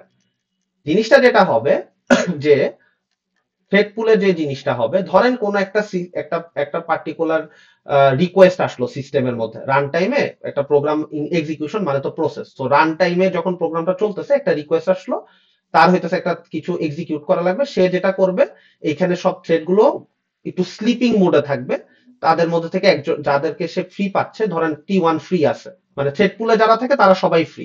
তো ওকে অ্যাওয়েক করে অপারেটিং সিস্টেম কি করবে, এই রিকোয়েস্টের কাছে দিয়ে দিবে, রিকোয়েস্ট 1 এর কাছে থ্রেড 1 কে দিয়ে দিবে। যখন রিকোয়েস্ট 1 কে এক্সিকিউশন শেষ হয়ে যাবে, T1 আবার কি করবে, এই পুলের মধ্যে ব্যাক করবে। সো এতে কি হয়, যে যেহেতু আমি আগে থেকেই থ্রেড বানায় রাখতেছি একটা থ্রেড পুলের মধ্যে during the run time of my program, তখন যেটা হয়, আমাকে আর এক্সট্রা পেইন নিয়ে থ্রেড বানানো নিয়ে প্যারা লওয়া লাগে না। আগে থেকে আমার একটা থ্রেড পুল আছে রান টাইমে, আমি জাস্ট সেখান থেকে এক্সিস্টিং যতগুলো থ্রেড আছে সেগুলোকে একটা একটা করে নেই। যখনই কোনো রিকোয়েস্ট আসে, ধরেন এখানে আরেকটা রিকোয়েস্ট আসলো, মিনহোয়াইল থ্রেড 1 অলরেডি রিকোয়েস্ট সার্ভ করতে চলে গেছে, থ্রেড 1 আর এখানে নাই। এখন কি হবে, রিকোয়েস্ট 2 আসলো, রিকোয়েস্ট 2 এসে কি করবে, T2 কে নিয়ে চলে যাবে, বা এখানে ধরেন এখানে T2 কে নিয়ে সে চলে যাবে, যে ঠিক আছে আমি T2 কে নিয়ে গেলাম। এভাবে করে ধরেন আরেকটা রিকোয়েস্ট আসলো R3, ও এসে আরেকটা থ্রেড কে নিয়ে চলে যাবে। এভাবে আরেকটা রিকোয়েস্ট আসলো R4, সে এসে আরেকটা থ্রেড কে নিয়ে চলে গেল। এভাবে সবাই কি করলো, এক একটা একটা একটা করে রিকোয়েস্ট আসতেছে, আর একটা একটা করে থ্রেড কে নিয়ে চলে যাচ্ছে। এখন খেয়াল করেন তো, এই থ্রেড পুলে কি আর কোনো থ্রেড অবশিষ্ট আছে? হ্যালো, না স্যার। এখন না তাহলে স্যার। কি হবে, এখন যদি আরেকটা রিকোয়েস্ট আছে R7, তার তার কোন একটা তার থ্রেডের প্রয়োজন হইলো, সে একটা থ্রেড, সে থ্রেড পুলে এসে কাকে পাচ্ছে না, সে তখন কি করবে, কান্নাকাটি করবে না, সে আসলে ওয়েট করবে যে কখন একটা থ্রেড খালি হয়ে ব্যাক করবে থ্রেড পুলে। ব্যাক করার সাথে সাথে সে, জায়গা হয়ে যায় আর কি, নামবে। হ্যাঁ, যখন একটা থ্রেড ফাঁকা হয়ে চলে আসবে এই থ্রেড পুলের কাছে, কারণ আমরা একটু আগেই বলে নিছি যে থ্রেড গুলো থ্রেড পুল থেকে বের হয়ে যে একটা পার্টিকুলার রিকোয়েস্টকে সার্ভ করে, এবং যখন তার রিকোয়েস্ট সার্ভ করা শেষ হয়ে যায়, সে আবার থ্রেড পুলে সেই থ্রেড গুলো ব্যাক করে। সো আর রিকোয়েস্ট 7 যখন ওয়েট করতেছে একটা থ্রেডের জন্য, যখন এই পুলে কোন একটা থ্রেড তার কাজ শেষ করে ব্যাক করবে, তখন রিকোয়েস্ট 7 কাউকে নিয়ে এক্সিকিউশনে চলে যাবে। সো এটাই হচ্ছে থ্রেড পুলের মজা, যে আপনাকে রিয়েল টাইমে থ্রেড ক্রিয়েট না করে, আমি একটা পুলের ভিতর অলরেডি কিছু থ্রেড বানায় রাখছি, আপনি জাস্ট এসে এসে নিয়ে যাবেন। তো এটা হচ্ছে আপনাকে থ্রেড পুল একটা সুবিধা দেয়। তো আরেকটা সুবিধা দেয়, যে নর্মালি যেটা হইতো, যে আমাদের যে মানে নর্মালি যদি এরকম একটা ঘটনা ঘটাইতাম, যে থ্রেড পুল টেড পুল কিছু নাই, এখানে কিছু রিকোয়েস্ট আছে, ধরেন R1, R2, R3, R4, এখানে এরকম কিছু রিকোয়েস্ট আছে। এখন সবাই আসছে আপনার সিস্টেমের কাছ থেকে কোন একটা সার্ভিস নিতে। এখন আপনি তো জানেন যে ট্রেডিং করাটা আপনার জন্য comparatively easier compare to the process তৈরি করা থেকে। সো আপনি কি করলেন, আপনি বসে বসে যতবার রিকোয়েস্ট আসে ততবার আপনি থ্রেড বানাইলেন। থ্রেড 1 বানাইলেন রিকোয়েস্ট 1 কে সার্ভ করার জন্য, থ্রেড 2 বানাইলেন রিকোয়েস্ট 2 কে সার্ভ করার জন্য, থ্রেড 3 বানাইলেন রিকোয়েস্ট 3 কে সার্ভ করার জন্য, থ্রেড 4 বানাইলেন রিকোয়েস্ট 4 কে সার্ভ করার জন্য। এবং আপনি এটাও জানেন যেহেতু আপনার এখন আগের মতো কোনো পুল নাই, সো থ্রেড গুলো কিন্তু এক্সিকিউশন শেষে কোথাও যে ব্যাক করে বসে থাকতে পারবে না, কোনো রুমে বসে থাকতে পারবে না, কোনো পুলে বসে থাকতে পারবে না। সো থ্রেড গুলো যখনই তার রিকোয়েস্ট এক্সিকিউশন শেষ হয়ে যাবে, সে কি হয়ে যাবে, সে ডেড হয়ে যাবে, সে সাথে সাথে মানে সে ডেড হয়ে যাচ্ছে। সো এই ডেড হওয়ার ফলে কি হচ্ছে, আপনার একটা কম্পিটিশন ওভারহেড হচ্ছে না, যে আমি তো চাইলে এই থ্রেড গুলোকে অন্য কোনো কাজে ব্যবহার করতে পারতাম যদি আমি একটা পুলের ভিতরে এদেরকে জমায় রাখতে পারতাম।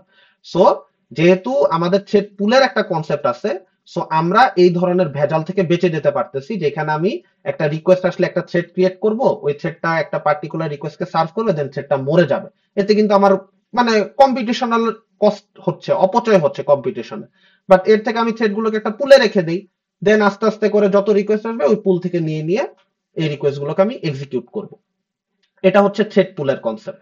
ফর্ক জয়েন কি জিনিস, ফর্ক জিনিসটার সাথে কি আমরা পরিচিত? আমরা কি ফর্ক ওয়ার্ডটা কখনো শুনছি এই কোর্সে? জি স্যার। আচ্ছা, চাইল্ড ক্রিয়েট করো। ফর্ক জিনিসটা হচ্ছে বেসিক্যালি চাইল্ড প্রসেস ক্রিয়েট করতো, ঠিক আছে, একটা চাইল্ড প্রসেস ক্রিয়েট করতো। তো এখন জিনিসটা যেটা হচ্ছে যে আপনি যখন ফর্ক করতেছেন, আপনি ফর্ক করার সাথে সাথে কি করতেছেন, আপনি হইতেছে চাইল্ড প্রসেস ক্রিয়েট করতেছেন। সো বেসিক্যালি ফর্ক জয়েনের থ্রুতে হইতেছে আমরা যেটা করতে পারি যে আমরা হইতেছে ডিফারেন্ট আমরা আমরা আমরা থ্রেড ক্রিয়েট করতে পারি। যে ধরেন একটা প্যারেন্ট প্রসেসর আন্ডারে ধরেন অনেকগুলা থ্রেড ক্রিয়েশনের কাজ ছিল, যে থ্রেড 1 একটা প্যারেন্ট প্রসেসে, দেন থ্রেড 2 একটা প্যারেন্ট প্রসেসে, থ্রেড 3, এরকম ধরেন 3-4টা থ্রেড ক্রিয়েশনের কাজ ছিল। যখন আপনি ফর্ক করবেন, আমরা একটা কথা বারবারই বলি যে প্যারেন্ট যা করে চাইল্ড কি সেই ধরনের কাজ কারবারই করে না? জি স্যার। মানে তো যেটা হয় যে যখন আপনি ফর্ক করতেছেন একটা প্যারেন্ট প্রসেসর আন্ডারে, ধরেন এখানে কোন একটা জায়গায় একটা প্যারেন্ট প্রসেস আন্ডারে একটা ফর্ক করলেন, তখন চাইল্ড প্রসেস কি করবে, প্যারেন্টকে দেখছে থ্রেড 3টা বানাইতে বা 4টা বানাইতে, সে নিজেও এসে কি করবে, সে নিজেও এসে ওইরকম ভাবে থ্রেড ক্রিয়েট করা শুরু করবে। এবং এই যে ফর্ক করে বানাইলাম, ফর্কের সাথে সাথে একটা ওয়ার্ড বলা হয়েছে, জয়েন নামে একটা ওয়ার্ড বলা হয়েছে। জয়েন ওয়ার্ডটা দেখে কি মনে হচ্ছে? সো এই যে থ্রেড পুলের কনসেপ্টটা, এটা আমরা অলরেডি ডিসকাস করে ফেললাম, create a number of threads in a pool, এটা অলরেডি ডিসকাস, যে slightly faster to serve a request, এই পয়েন্টগুলো আমরা অলরেডি বললাম। সো ফর্ক জয়েনে কি হবে আমাকে একটু বলেন তো, এই স্লাইডটা দেখে কি হইতেছে, ফর্কে কি হচ্ছে? এই যে মাত্র এই যে এই লাইনটাই বললাম, fork system call is use to create and separate duplicate process. ফর্কে আমরা এটাই করতাম না স্যার, মনে আছে? একটা চাইল্ড প্রসেস করতাম, দেন বারবার ডুপ্লিকেশন করতে থাকতো চাইল্ড প্রসেস, প্যারেন্ট প্রসেসকে যা দেখছে, মনে পড়ে? হ্যালো? জি sir. Yes sir. So parent প্রসেসে এসে চাইল্ড প্রসেস দেখছে যে অনেকগুলো থ্রেড ক্রিয়েট হয়েছিল, প্যারেন্ট 4টা থ্রেড ক্রিয়েট করছিল, চাইল্ড এসে 4টা থ্রেড ক্রিয়েট করে। কিন্তু একটু ঠান্ডা মাথায় চিন্তা করেন তো, একটা চাইল্ডের কি সব সময় দরকার হবে চারটা চারটা থ্রেড ক্রিয়েট করা? হইতে না পারে না স্যার। একটা চাইল্ডের একটা থ্রেড ক্রিয়েট করে তার ডিজায়ার টাস্ক সে অ্যাচিভ করে ফেলছে, এটা হইতে পারে না। সো বাকি যে এক্সট্রা 3টা থ্রেড সে ক্রিয়েট করতেছে, এগুলা কি তার জন্য ওভারহেড না, বা পুরো সিস্টেমের জন্য ওভারহেড না?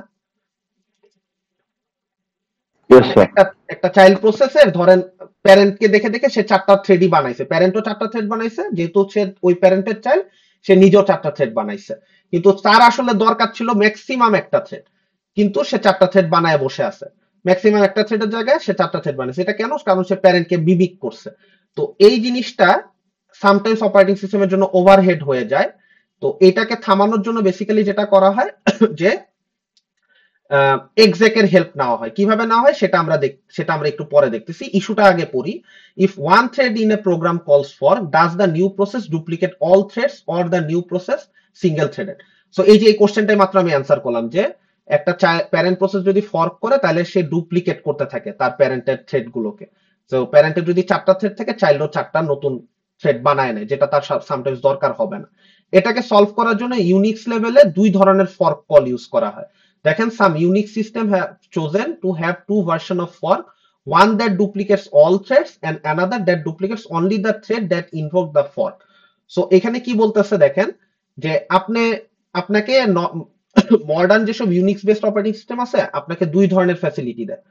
একটা হচ্ছে কি, যে ঠিক আছে, একটা চাইল্ড প্রসেস তার প্যারেন্টের দেখা সব ধরনের সবগুলো থ্রেডই কল বানাইতে পারবে। সো একটা প্যারেন্ট প্রসেস যদি প্যারেন্ট প্রসেসের কাছে যদি T1 আর T2 দেখে আসে, চাইল্ডও T1 আর T2 বানাবে। এটা একটা জিনিস হইতে পারে, যেটা বললাম যে ঠিক আছে অসুবিধা হইলে হোক, চাইল্ডকে তাও আমি প্যারেন্টের মতোই বিহেভ করতে দিব। প্যারেন্ট যেহেতু দুইটা থ্রেড বানাইছে, চাইল্ডকে আমি দুইটা থ্রেডই বানাইতে দিলাম, কোনো সমস্যা নেই। আরেকটা যে জিনিস ফ্যাসিলিটি দেয় ইউনিক্স বেস অপারেটিং সিস্টেমে, সেটা হচ্ছে খেয়াল করেন, if exec is called immediately after forking then duplicating all thread is unnecessary। exec ওয়ার্ডটা দিয়ে আমরা কিছু করছিলাম মনে পড়ে? exec ওয়ার্ডটা দিয়ে কি কাজ হয় কারো মনে আছে? কারো মনে নাই? না স্যার। Execute sir. exec জিনিসটা দিয়ে কি হইতো, একটা চাইল্ড প্রসেস যদি exec কল করে, একটা চাইল্ড প্রসেস যদি exec কল করে, সে কি করে, সে তখন প্যারেন্টের, এই যে বলছিলাম না যে একটা চাইল্ড প্রসেস যদি exec কল করে, এখানে একটা প্যারেন্ট প্রসেস চলতেছে, এখানে কোন একটা সময় একটা চাইল্ড প্রসেস আসলো, তো একটা চাইল্ড প্রসেস যদি যখন দেখবে যে exec কল হয়েছে, তখন কি হবে? হ্যালো, তো চাইল্ড প্রসেসে সব এন্টিটি গুলা প্যারেন্টে এসে পড়বে, আর প্যারেন্টে যেগুলো ছিল এক্সাক্টের পর এগুলো থাকবে না আর। সো এরকম বেসিক্যালি টাইপের। যেটা হয়, এক্সেকে একটা পাথ বলে দেওয়া থাকে, যে চাইল্ড প্রসেস যদি একটা এক্সেক কল করে, সেখানে একটা পাথ বলে দেওয়া থাকে যে চাইল্ড তুমি এই পার্টিকুলার পাথের যে প্রসেস আছে তাকে এক্সিকিউট করো। এটা আমরা ক্লাসেও পড়ছিলাম। সো ওই পাথে যে সে তখন এক্সিকিউশন শুরু করে, যখন সে এই এক্সেক কলের মাধ্যমে ওই পার্টিকুলার পাথের প্রসেসে এক্সিকিউশন শুরু করে দেয়, তখন সে আর প্যারেন্টের মতো এই প্যারেন্টে যেহেতু প্যারেন্টে যদি সে 5টা থ্রেডও দেখে, সে আর প্যারেন্টের ওই 5টা থ্রেড বানানোর কাজটা মিমিক্রি করে না বা ক্লোন করে না, সে তখন ওই যে পাথে বলে দেওয়া যে প্রসেস আছে ওই প্রসেসের মতো করে কাজ করা শুরু করে। সো এই জায়গা থেকে আমরা কিছুটা বেঁচে যেতে পারলাম, যে এক্সেক কল করলে আমার চাইল্ড প্রসেস মানে প্যারেন্ট প্রসেসকে ডুপ্লিকেট করার ঝামেলা থেকে আমি বাঁচতে পারলাম। এই ব্যাপারটা কি বোঝা গেছে? এনিওয়ান, এনি কনফিউশন থাকলে বলেন। এক্সেক কিভাবে আমাকে বাঁচাইছে বুঝতে পারছি? মানে বেসিক্যালি ফর্ক করলে কি হয়, ফর্ক করলে আপনার প্রসেস ডুপ্লিকেশন হয়, এখানে বলে দিছে যে ডুপ্লিকেট প্রসেস হয়। আর প্রসেস যদি প্যারেন্টকে যদি একটা চাইল্ড ডুপ্লিকেট করে, তাহলে প্যারেন্টে যদি ধরেন এখানে 4টা থ্রেডও বানানো হয়, চাইল্ডও ডুপ্লিকেট ভাবে 4টা থ্রেডই বানানোর কাজ করে, কিন্তু সামটাইমস চাইল্ডের এই 4টা থ্রেড বানানোর কোনো দরকারই ছিল না, তার হয়তো একটা থ্রেড বানাইলেই হইতো। সো এই চ্যালেঞ্জটাকে ট্যাকেল করার জন্য ইউনিক্স বেস অপারেটিং সিস্টেম কি করছে, আগের মতো তো ট্র্যাডিশনাল যে চাইল্ড প্রসেস প্যারেন্ট প্রসেসের ডুপ্লিকেশনটাকে তো রাখছেই, সাথে এক্সেকের হেল্পটাও নিছে, যে ঠিক আছে একটা চাইল্ড প্রসেস একটা এক্সেক কল করবে, দেন ওই চাইল্ড প্রসেস ওই পার্টিকুলার পাথের প্রসেসকে এক্সিকিউট করা শুরু করবে। এখন এই প্রসেসে যদি একটা থ্রেড বানাতে বলে, তাহলে সে একটা থ্রেডই বানাবে, কারণ একটা থ্রেড দিয়ে তো তার কাজ হয়ে যাচ্ছে, যেটা সে আগে করতে পারতেছিল না। আগে না লাগলো সে তাকে এক্সট্রা 3টা থ্রেড বানানো লাগতেছিল, যেটা রিডান্ডেন্ট ছিল। কিন্তু যেহেতু এক্সাকের মাধ্যমে সে আরেকটা প্রসেস পাথের কাছে চলে যাচ্ছে, সো এখানে সে অলরেডি অ্যাজ এ প্রোগ্রামার সে আগে থেকে ডিফাইন করে রাখবে যে ঠিক আছে আমি একটা চাইল্ড প্রসেস, আমার একটা থ্রেডেই কাজ হয়ে যাবে, আমি এই একটা থ্রেডে কাজ করে আমি আবার প্যারেন্টের কাছে ব্যাক করব। সো বেসিক্যালি এক্সাক আমাকে এই জায়গাটাতে বাঁচাই দিল। আচ্ছা, দেন হচ্ছে থ্রেড ক্যান্সেলেশন। থ্রেড ক্যান্সেলেশন শুনলে কোন একটা কথা মনে পড়ে? প্রসেস টার্মিনেশন আমরা পড়ছিলাম ছোটবেলায় বলতে কিছুদিন আগে পড়ছিলাম, মনে আছে? জি স্যার। সো প্রসেসের মতো আমরা চাইলে থ্রেডকেও ক্যান্সেল করতে পারি, যে thread cancellation is the task of terminating A thread before it has completed. তার মানে ধরেন কোন একটা কারণে অপারেটিং সিস্টেম রিয়ালাইজ করলো যে না, একটা থ্রেড ইন এক্সিকিউশন আছে, এটার এখন আর আমি চালাইতে দিব না। অপারেটিং সিস্টেম দেখলো যে না, এটার আমি চালাইতে দিব না, ওর সাথে সাথে এসে কি করবে, ঠাস করে ওটা থামায় দেওয়ার জন্য দৌড়ে আসবে। এই যে থ্রেডটাকে অপারেটিং সিস্টেম থামাই দিতে চায়, এই থ্রেডটার একটা নাম আছে, ভদ্র নাম আছে, এটার নাম হচ্ছে টার্গেট থ্রেড। থাকে না টার্গেট কিলিং, সামটাইমস আমরা বলি না যে একজনের টার্গেট করে মেরে ফেলছে, এরকম হয় না বাংলাদেশে? এটা তো খুব কমন। যাই হোক, জি স্যার। তো ওরকম হইতেছে অপারেটিং সিস্টেম একটা থ্রেড টার্গেট করে, এখানে ধরুন অনেকগুলো থ্রেড আছে, অপারেটিং সিস্টেমের মনে হচ্ছে যে না আমি আজকে T1 রে মেরে ফেলবো, সে তখন কি করে, সে তখন one thread terminates that, operating system কি করে তখন এই টার্গেট থ্রেডটাকে মেরে ফেলে। এখন টার্গেট থ্রেডটাকে মেরে ফেলার জন্য দুইটা অ্যাপ্রোচ আছে, একটা হচ্ছে অ্যাসিনক্রোনাস ক্যান্সেলেশন, একটা হচ্ছে ডেফার্ড ক্যান্সেলেশন। অ্যাসিনক্রোনাস ক্যান্সেলেশনটা কি বলতেছি একটু দেখেন, one thread terminates the target thread immediately, মানে অপারেটিং সিস্টেম একটা থ্রেডকে অ্যাসাইন করে দেয় যে তুমি যে এই থ্রেড T1 কে মেরে ফেলো, মানে অপারেটিং সিস্টেমের নিজের কাছে একটা থ্রেড থাকে, ধরেন থ্রেড 0, সেই থ্রেড 0 কে বললো যে তুমি T1 কে মেরে ফেলো। এতে কি অসুবিধাটা হয় খেয়াল করেন, there is an issue if a thread is cancelled while in the midst of updating a data it is sharing with other threads। আমরা একটা ছবি দেখছিলাম লাস্ট ক্লাসে, মনে আছে কিনা আপনাদের জানি না, আর একটু দেখে আসি। এই ছবিটা মনে আছে? মনে পড়ে এই ছবিটা দেখছিলাম গত শনিবার? জি স্যার। এইখানে দেখেন তো, এইখানে দেখেন তো ডেটাটা কি মাল্টিপল থ্রেডের মধ্যে শেয়ার্ড না? তো এখন ইয়েস। কোনো একটা কারণে আপনি যদি এই শেয়ার ডেটাটা, এইখানে যে শেয়ার যে ডেটাটা আছে, আমি যদি এই ছবিটা একটু এদিকে নিয়ে আসি, দিস মাইট বি হেল্পফুল। হ্যাঁ, ওকে।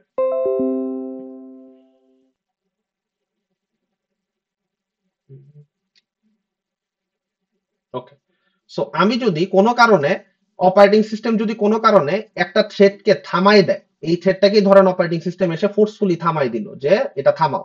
এখন ও হয়তো এই কমন ডেটা সেগমেন্টে কিছু একটা লিখতেছিল। কি হবে সমস্যাটা? যখন একটা রাইটিং অ্যাপ্রোচে আছে তখন বাকি থ্রেড গুলো কি এই ডেটা সেকশনের উপর ডিপেন্ডেন্ট না? T2 T3 এই ডেটা সেকশনকেই, এই ডেটা সেকশনের উপর ডিপেন্ডেন্ট না? ঝামেলাটা যেটা হবে, বাকি থ্রেড গুলো যখন এসে দেখবে যে এখানে ডেটার ভিতরে কোনো প্রপার সিনক্রোনাইজেশন নাই, তখন সমস্যাটা কি হবে? পুরো প্রোগ্রামটা ইফেক্টেড হবে না? পুরো প্রসেসটা ইফেক্টেড হবে না? বোঝা গেছে জিনিসটা? যে ধরেন একটা থ্রেডকে, এই যে T1, এই থ্রেডটাকে অপারেটিং সিস্টেম এসে বললো তুমি থামো। এখন এই T1 হয়তো কোনো একটা ডেটা রাইট করতেছিল, এই ডেটা সেগমেন্টের মধ্যে কোনো একটা ডেটা রাইট করতেছিল এই T1টা। এখন হঠাৎ করে যখন ওকে থামাই দেওয়া হয়েছে, ও তো ডেটা রাইটটা কমপ্লিট করতে পারে নাই। ও তো ডেটা সেগমেন্টের কোনো একটা ভাইটাল একটা জিনিসকে নষ্ট করে ফেলছে যদি সে ইমিডিয়েটলি থেমে যেয়ে থাকে। তো যেহেতু এটা একটা কমন ডেটা, তাহলে কি এই কমন ডেটাটা যেহেতু এটা নষ্ট হইলো, তাহলে কি এটার জন্য কি T2 আর T3 সাফার করবে না? স্যার, বোঝা যাচ্ছে? জি হ্যালো? স্যার। জি স্যার। সো কারণ এরাও তো এই কমন ডেটার উপরই ডিপেন্ডেন্ট। সো এইটা একটা বড় চ্যালেঞ্জ যে এই অ্যাসিনক্রোনাস ক্যান্সেলেশনের, এটাকে একটা নাম দেওয়া হয়েছে অ্যাসিনক্রোনাস ক্যান্সেলেশন, যে দেখা মাত্রই মেরে ফেলো। এটাতে বাকি থ্রেড গুলা সাফার করে। আরেকটা প্রবলেম হইতে পারে, ধরেন T1 থ্রেড একটা কাজ করতেছিল, ডেটা সেগমেন্টে কোনো একটা ডেটা আপডেট করতেছিল, যেটার উপরে আসলে T2 এর একটা ডিপেন্ডেন্সি ছিল, যে T1 কাজ শেষ করার পরে আসলে T2 কাজ, বাকি কাজটা করে। বা আরো একটা থ্রেড ছিল T3, তারাও হইতেছে T1 এর উপর ডিপেন্ডেন্ট ছিল। সো কোনো কারণে T1 যদি কাজ শেষ না করে বের হয়ে যায় বা কিল হয়ে যায়, তাহলে কি T2 আর T3 সাফার করা শুরু করবে না ওই পার্টিকুলার প্রসেসে? করবে কিনা? জি স্যার। এটা এটা একটু মজার ভাবে চিন্তা করতে পারেন। আপনি আপনার বন্ধুকে বলছেন যে এই তুই অ্যাসাইনমেন্ট 1টা কর। আপনারা দুইজন বন্ধু, আপনারা তিনজন বন্ধু আছেন, একজন বন্ধুরে বলছেন এই তুই অ্যাসাইনমেন্ট 1টা শেষ কর। কোনো কারণে আপনার বন্ধু অ্যাসাইনমেন্ট করে নাই, আগের দিন রাত্রে বললেন এই অ্যাসাইনমেন্ট কই, সে বলল আমি করি নাই। কারণ আপনারা দুইজন তো ওর আশায় বসেছিলেন। তাহলে কি হইলো?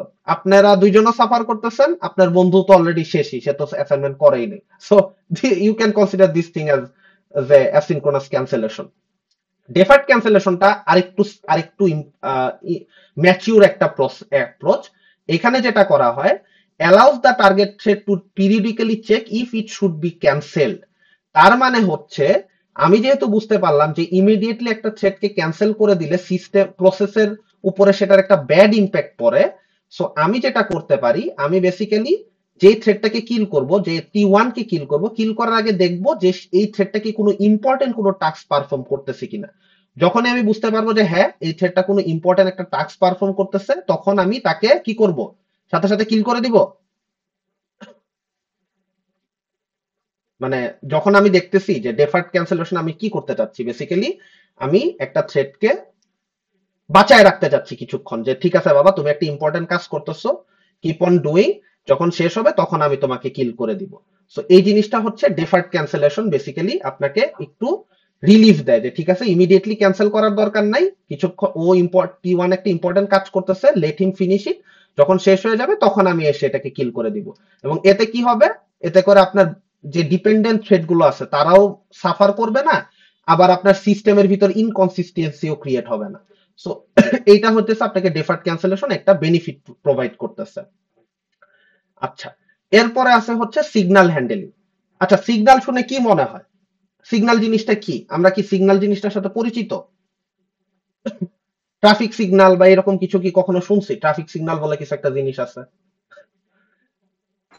জি Yes, স্যার। সেটা তো সবাই শুনছে। সো যাই হোক, signals are used in Unix based operating system to notify a process that a particular event has occurred. ধরেন একটা প্রসেস আছে, এই প্রসেসটা ইনভ্যালিড। হ্যাঁ বলেন, কেউ কিছু বলবেন? হ্যাঁ বলেন। হ্যালো, কেউ একজন আনমিউট করছেন, কিছু বলতে চাচ্ছেন? বললে বলেন, সমস্যা নেই, you can ask questions, I am open. আচ্ছা, সো ধরেন একটা প্রসেস রান করার সময় ইনভ্যালিড মেমোরি অপারেশন পারফর্ম করছে, অথবা সে ডিভাইড বাই জিরো টাইপের কোন একটা আহ, কবিরা গুনাহ করে ফেলছে। তো এখন এই এই ধরনের ইনভ্যালিড মেমোরি অপারেশন বা ডিভাইড বাই জিরো, এগুলা কি সিস্টেমের জন্য ক্ষতিকর অ্যাক্টিভিটি না? হ্যাঁ অথবা না? ডিভাইড বাই জিরো কি কখনো করতে চাবেন একটা কম্পিউটারের মধ্যে? এটা কি আপনাদেরকে ওই যে ট্রিপল ওয়ানে শিখেছিল না, অ্যারিথমেটিক এক্সেপশন হ্যান্ডেল করা, মনে আছে কারো? জি স্যার। তো এই জিনিসগুলা যখন কোনো প্রসেস ভুলবশত করে, অপারেটিং সিস্টেম কিন্তু বুঝতে পারে যে এটা আমার সিস্টেমের জন্য হ্যাজার্ডাস। তো তখন এই প্রসেসগুলোকে অপারেটিং সিস্টেম হচ্ছে একটা সিগন্যাল পাঠায় যে বাবা তুমি ঝামেলা করতেছো সিস্টেমের মধ্যে, যেহেতু তুমি ঝামেলা করতেছো ইউ শুড বি স্টপ। এই যে স্টপ করার জন্য যে ইমিডিয়েটলি অপারেটিং সিস্টেম একটা সিগন্যাল পাঠাচ্ছে, এই সিগন্যাল পাঠানোটাকে যখন ডিরেক্টলি একটা প্রসেস কে অপারেটিং সিস্টেম সিগন্যাল পাঠায়, তখন আমরা এই সিগন্যালটাকে বলি সিনক্রোনাস। যে যে ঝামেলা করছে, যেই যেই প্রসেসটা ঝামেলা করছে তাকে ইমিডিয়েটলি একটা সিগন্যাল অপারেটিং সিস্টেম পাঠাই দিতেছে সেই প্রসেসকে। এই সিগন্যাল পাঠানোটাকে বলে সিনক্রোনাস সিগন্যাল, যেটা প্রসেস যেই যে প্রসেসটা ঝামেলা করছে সে রিসিভ করে। যে তুমি একটা divide by zero operation perform করছো, বা তুমি একটা ইনভ্যালিড মেমোরি অপারেশন পারফর্ম করছো, অপারেটিং সিস্টেম বলে যে তুমি এখন থেমে যাও, আমি তোমাকে সিগন্যাল দিচ্ছি, ওয়ার্নিং দিচ্ছি, তুমি এখন থেমে যাও। এই যে ডিরেক্টলি পাঠায় দেওয়া সিগন্যালটা বা ওয়ার্নিংটা, এটাকে আমরা বলি সিনক্রোনাস সিগন্যাল।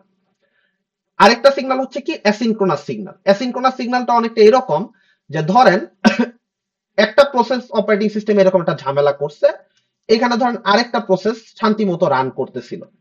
এখন কোন একটা কারণে আপনি যখন, আপনারা অনেক সময় খেয়াল করছেন যে আপনাদের সিস্টেম হ্যাং হয়ে গেলে টাস্ক ম্যানেজার থেকে সবকিছু বন্ধ করে দেওয়া লাগে ফোর্সফুলি, এরকম কিছু কি কখনো করা লাগছে? করছেন কিনা? মানে টাস্ক ম্যানেজার থেকে স্যার টাস্ক বন্ধ করা? হ্যাঁ, এটা কখনো করছেন? হ্যাঁ স্যার উইন্ডোজে করা। Yes, yes. এটা মেলা মেলাবার করা লাগে। টাস্ক ম্যানেজারে যাবেন, টাস্ক ম্যানেজারে যাই, যেখানে টাস্ক ম্যানেজার আছে এখানে মেলাগুলো টাস্ক আছে। সো ধরেন আপনি বুঝতেছেন, আমি যদি একটু টাস্ক ম্যানেজারটা খুলি, সো ধরেন আমি বুঝতেছি যে ক্রোমের মধ্যে আমার অনেকগুলা ক্রোম অফ করেন না। না না, ক্রোম অফ করবো না, I am very much aware of it. ওটা করবো না, আই নো। সো কোন একটা কারণে আমার মনে হচ্ছে ক্রোমে ঝামেলা হচ্ছে। সো এখন জিনিসটা যেটা হবে, যদি আমি এটাকে কেটে দেই, ক্রোমের মধ্যে কি অনেকগুলো ট্যাব রানিং না? হয়তো কোনো একটা ট্যাবে আমার ঝামেলা হয়েছে, হয়তো এই ট্যাবে কোনো একটা কারণে ঝামেলা হয়েছে। এখন ক্রোমটা যদি আমি কেটে দেই, ক্রোমের মধ্যে running rest of the process গুলো কি ইফেক্টেড হয়ে যাবে না? হবে কি না? বা রেস্ট অফ দ্য ট্যাব গুলো এফেক্টেড হবে না টাস্ক ম্যানেজার থেকে যখন কেটে দিব? জি স্যার। সো এই জিনিসটাতে কি হইতেছে, প্রসেস ওয়ান হয়তো ডিফেক্টেড ছিল, প্রসেস ওয়ানে এমন কিছু করছি যেটার কারণে প্রসেস ওয়ানটা ডিফেক্টেড হয়েছে বা ট্যাব ওয়ান ডিফেক্টেড হয়েছে। কিন্তু যখন আমি টাস্ক ম্যানেজার থেকে ক্রোমকেই কেটে দিব, তখন কি process to process three running থাকবে? বা ট্যাব, একটা ক্রোমের ট্যাব ধরেন, ক্রোমের ভিতরে 3টা ট্যাব রানিং আছে, আমি বুঝলাম ট্যাব ওয়ানে এমন কোন একটা ঝামেলা আমি করছি যার কারণে ট্যাব ওয়ান মেল ফাংশন করতেছে। এখন আমি যা সুন্দর করে টাস্ক ম্যানেজার থেকে ক্রোমকে কেটে দিলাম, ক্রোম যদি এন্ড করে দেই বা ক্রোমকে যদি কেটে দিই, তাহলে কি ট্যাব টু ট্যাব থ্রি কি থাকবে সেখানে? থাকার কথা নো স্যার। থাকবে না। না। তার মানে কি হইতেছে, একজন পাপ করছে বাকিরা সেটার খেসারত দিতেছে। সো এই জিনিসটা সামটাইমস হয় যে এই যে একজনের কারণে যে আরেকজন সাফার করতেছে, বা অন্যান্য প্রসেসকেও যে থামায় দেওয়ার জন্য সিগন্যাল দেওয়া হচ্ছে, এই জিনিসটাকে বলা হয় অ্যাসিনক্রোনাস সিগন্যাল। সো দুই টাইপের সিগন্যাল আছে, সিনক্রোনাস এবং অ্যাসিনক্রোনাস। দেন এখন একটা জিনিস আমরা পড়বো, সেটা হচ্ছে সিগন্যাল হ্যান্ডেলার। প্রত্যেকটা সিগন্যালের জন্যই একটা করে সিগন্যাল হ্যান্ডেলার থাকে। কি করে সেই সিগন্যাল হ্যান্ডেলারটা দেখেন, a signal is generated by the occurrence of a particular event. তার মানে যেটা হয়, একটা সিগন্যাল তখনই জেনারেট করে সিগন্যাল হ্যান্ডেলার যখন সে দেখে যে একটা প্রসেস কোন একটা ঝামেলা করছে। যেমন এই ক্ষেত্রে এই প্রসেসটা ঝামেলা করছিল কি, সে ডিভাইড বাই জিরো বা ইনভ্যালিড মেমোরি অপারেশন পারফর্ম করছিল। সাথে সাথেই একটা সিগন্যাল হ্যান্ডেলার কি করছে, এই একটা পার্টিকুলার সিগন্যাল জেনারেট করছে, এবং সেই সিগন্যালটাকে কি করছে, জেনারেটেড সিগন্যালটাকে ওই পার্টিকুলার প্রসেসের কাছে পাঠাই দিছে যে তুমি একটা ঝামেলা করছো, তুমি কিন্তু অবশ্যই থেমে যাইতে হবে তোমাকে। দেন নেক্সট যেটা করতে পারে, once delivered the signal must be handle, মানে যেহেতু সিগন্যাল পাঠাইছি, সিগন্যাল পাঠানোর মানেই হচ্ছে তোমাকে থামতে হবে। কিপ দ্যাট ইন মাইন্ড, যে সিগন্যাল যখন একটা প্রসেসকে পাঠানো হয় ইউজিং এ সিগন্যাল হ্যান্ডেলার, তখন এটা মেক শিওর করা হয় যে ওই প্রসেসটা কিল হবেই, মাস্ট। তো দুই ধরনের সিগন্যাল হ্যান্ডেলার আছে, ডিফল্ট সিগন্যাল হ্যান্ডেলার আর user defined signal handler. Default signal হ্যান্ডেলারটা যখনই প্রসেস কোনো একটা ঝামেলা করে সাথে সাথেই ওর জন্য রেডি হয়ে যায়। ধরেন প্রসেস 1 একটা ঝামেলা করছে, সাথে সাথে একটা ডিফল্ট সিগন্যাল হ্যান্ডেলার তৈরি হয়ে যাবে। এই ডিফল্ট সিগন্যাল হ্যান্ডেলারটা ওএস নিজে প্রোভাইড করতেছে। এই সিগন্যাল হ্যান্ডেলারটা কি করবে, এই সিগন্যাল হ্যান্ডেলারটা বেসিক্যালি আপনাকে এই ডাইরেক্ট প্রসেসকে ওয়ার্নিং করবে যে তুমি কাজ শেষ করে দাও। আর সামটাইমস ইউজার ডিফাইন্ড কিছু সিগন্যাল হ্যান্ডেলার থাকে যেটা হইতেছে ডিফল্ট সিগন্যাল হ্যান্ডেলারকে ওভাররাইড করে, যে হইতে পারে না যে একটা প্রসেস খুব ইম্পর্টেন্ট, হয়তো সে কিছু একটা ভুল করে ফেলছে, কিন্তু তাকে থামানোটা আমার জন্য খুব বেশি কস্টলি। তখন যেটা করা হয়, ডেভেলপাররা অনেক সময় একটা user defined signal handler design করে রাখে, যে ঠিক আছে এই প্রসেসটা যদি কোনো ঝামেলাও করে আমি এটাকে একদম শেষ করে দিব না, রাদার দেন আমি এটাকে কিছু টাইম দিব যাতে ও ওর এররটা রিকভার করতে পারে। যেমন চিন্তা করেন কম্পাইলারে যদি আপনি একটা মানে লেটস আপনি ডিভাইড বাই জিরো যদি কম্পাইলারে কোড করেন, আপনার কি আইডি অফ হয়ে যায়, কম্পাইলার অফ হয়ে যায়? কখনো যদি একটা প্রোগ্রামিং ল্যাঙ্গুয়েজে ডিভাইড বাই জিরো করেন, আপনার কি কম্পিউটার অফ হয়ে যায়? No sir. কেন হয় না? অপারেটিং সিস্টেম কিন্তু চাইলে হ্যান্ডেল করা আছে দেখে এর জন্য না ও আমাকে না, বলতেছে এরকম হবে। ধরেন আমি এক্সেপশন হ্যান্ডেল করি নাই, আমি something divided by zero perform করতে গেছি, 10/0 পারফর্ম করতে গেছি, কম্পিউটার কি অফ হবে? অপারেটিং সিস্টেম কি অফ হবে? সিস্টেম কি অফ হবে? হয় কি না, কখনো? কেন হয় না? তার মানে কি হইতেছে, অপারেটিং সিস্টেমের ডিফল্ট সিগন্যাল হ্যান্ডেলার কিন্তু চাইলে ওই পার্টিকুলার প্রোগ্রামকে কিল করে দিতে পারে, বা ওই পার্টিকুলার যেই প্রোগ্রামটা যেই কম্পাইলারে চলতেছে ওইটাকে শুদ্ধ শেষ করতে পারে। কিন্তু ও কেন করে না, সেটার কারণ হচ্ছে আপনার প্রোগ্রামিং ল্যাঙ্গুয়েজ যারা বানাইছে তারা অলরেডি জানে যে আপনি এই ধরনের এক্সেপশন হিট করবেন। সো এই ধরনের এক্সেপশন হিট করলে তখন যেটা হয়, প্রোগ্রামাররা একটা ইউজার ডিফাইন্ড সিগন্যাল হ্যান্ডেলার বানায় রাখে, যে ঠিক আছে কেউ যদি ডিভাইড বাই জিরো করে আমি সাথে সাথে ওর জন্য একটা ইউজার ডিফাইন্ড সিগন্যাল হ্যান্ডেলারকে থ্রো করাই দিব, যাতে করে সেই সিচুয়েশনটা ট্যাকেল করতে পারে, যে ঠিক আছে তুমি কোনো ঝামেলা করো না, তুমি জাস্ট যেই পার্টটুকুতে প্রবলেম হয়েছে ওই পার্টটুকুকে থামাই দাও। সো তখন দেখবেন যে আপনার কম্পাইলার একটা এরর দিবে যে divide by zero exception throw করতেছে বা কিছু একটা করবে, যাতে করে বাকি জিনিসগুলো ইফেক্টেড না হয়। তো এই গেল আপনার user defined signal handler. So signal handling এর আরেকটু পয়েন্ট আছে, আমরা যদি একটু মানে এতক্ষণ যেই কথাগুলো বলছি বেসিক্যালি এই কথাগুলোর একটু সারসংক্ষেপ, যে signals are always delivered to a process, but delivering signal is more complicated in multi threaded program. কেন বলেন তো মাল্টি থ্রেডেড প্রোগ্রামে সিগন্যাল ডেলিভারি করা টাফ কেন? কি মনে হয় কি কারণে টাফ এটা? বেসিক্যালি কি হবে, যখন আপনার মাল্টিপল থ্রেড থাকবে একটা সিস্টেমে, সো তখন জিনিসটা আসলে কমপ্লিকেটেড হয়ে যায়, যে কোন থ্রেড কোন ধরনের ঝামেলা করতেছে এটা ট্র্যাক করা কিন্তু অপারেটিং সিস্টেমের জন্য বেশ টাফ। যে একটা মাল্টিথ্রেড সিস্টেমে তো কখনো 4টা থ্রেড থাকবে না, হইতেই পারে যে 20টা 50টা থ্রেড থাকবে। তো ওই জায়গাগুলোতে বেসিক্যালি যেটা হয় যে আপনার মাল্টি থ্রেডেড প্রোগ্রামিং এ আসলে সিগন্যালস গুলোকে প্রপারলি ট্যাকেল করা, যে সিগন্যালস আর মানে প্রপারলি ডেলিভার করা একটা প্রসেসের কাছে, এটা খুব চ্যালেঞ্জিং হয়ে যায়। কারণ একটা প্রসেস একটা পার্টিকুলার প্রসেসের আন্ডারেই তো, এটা যদি একটা মানে পার্টিকুলার প্রসেস P1 ধরি, এটার আন্ডারেই ধরেন আমি 7টা থ্রেড আইকে ফেলছি, আরো তো থ্রেড থাকতেই পারে। তো কোন থ্রেডে কোন ধরনের ঝামেলা হয়েছে এটা প্রপারলি ট্র্যাক করে তাকে প্রপারলি সিগন্যাল ডেলিভার করে, এটা very challenging task. So deliver the signal to the thread to which signal apply. So ধরেন এই থ্রেডে কোন একটা ঝামেলা হয়েছে, এই থ্রেড হইতেছে ডিভাইড বাই জিরো পারফর্ম করছে, so divide by zero perform করছে, ওকে থামানোর জন্য সিগন্যাল পাঠানো, এটা এটা মনিটর করা বা এটাকে আইডেন্টিফাই করা, এই জিনিসগুলো বেশ চ্যালেঞ্জিং। তারপরে কি আছে, deliver the signal to every thread in the process. এই যে অ্যাসিনক্রোনাস যেটা বললাম, যে একজন ভুল করছে ডিভাইড বাই জিরো করছে সবাইকে থামাই দিব, এই পুরো প্রসেসকেই থামাই দিব, ঠিক আছে? তো সবাইকে আমি কি করতেছি, সিগন্যাল পাঠাচ্ছি যে এই T2 ভুল করছে তোমরা সবাই থেমে যাও। একজন ভুল করার জন্য ক্লাসে একজন ভুল করছে সবাইরা শাস্তি দেওয়ার মতো, ব্যাপারটা অনেকটা এরকম। T2 একটা ভুল করছে, ডিভাইড বাই জিরো করছে বা ইনভ্যালিড মেমোরি অপারেশন পারফর্ম করছে, এর জন্য বাকি থ্রেড গুলোকে আমি থামাই দিতে চাচ্ছি। সো এটাও করা হয় যে deliver the signal to every thread, then deliver the signal to certain thread in the process, যেটাই যে একটু আগে আমরা দেখলাম যে একটা সার্টেন থ্রেডকে সিগন্যাল পাঠাচ্ছিলাম T2 কে, যে নাকি ইনভ্যালিড মেমোরি অপারেশন বা ডিভাইড বাই জিরো করছিল। Assign a specific thread to receive all signals for the process. এই লাইনটা বেসিক্যালি কি বোঝাচ্ছে, যে একটা ডেডিকেটেড থ্রেড রেখে দিচ্ছি যেটা কি করতেছে, receive all signal for the process. তার মানে এইখানেই এই প্রসেসের ভিতরেই একটা থ্রেড আছে, সেই থ্রেডটার নাম দিলাম আমি T0। ওর কাজ হচ্ছে, ওর কাজটা হচ্ছে যে এই প্রসেসের জন্য P1 এর জন্য যত সিগন্যাল আসবে সে এগুলা রিসিভ করে বসে থাকবে। কেন করবে, তাকে আমি ডেডিকেটেডলি রাখছি এই কাজটা করার জন্য।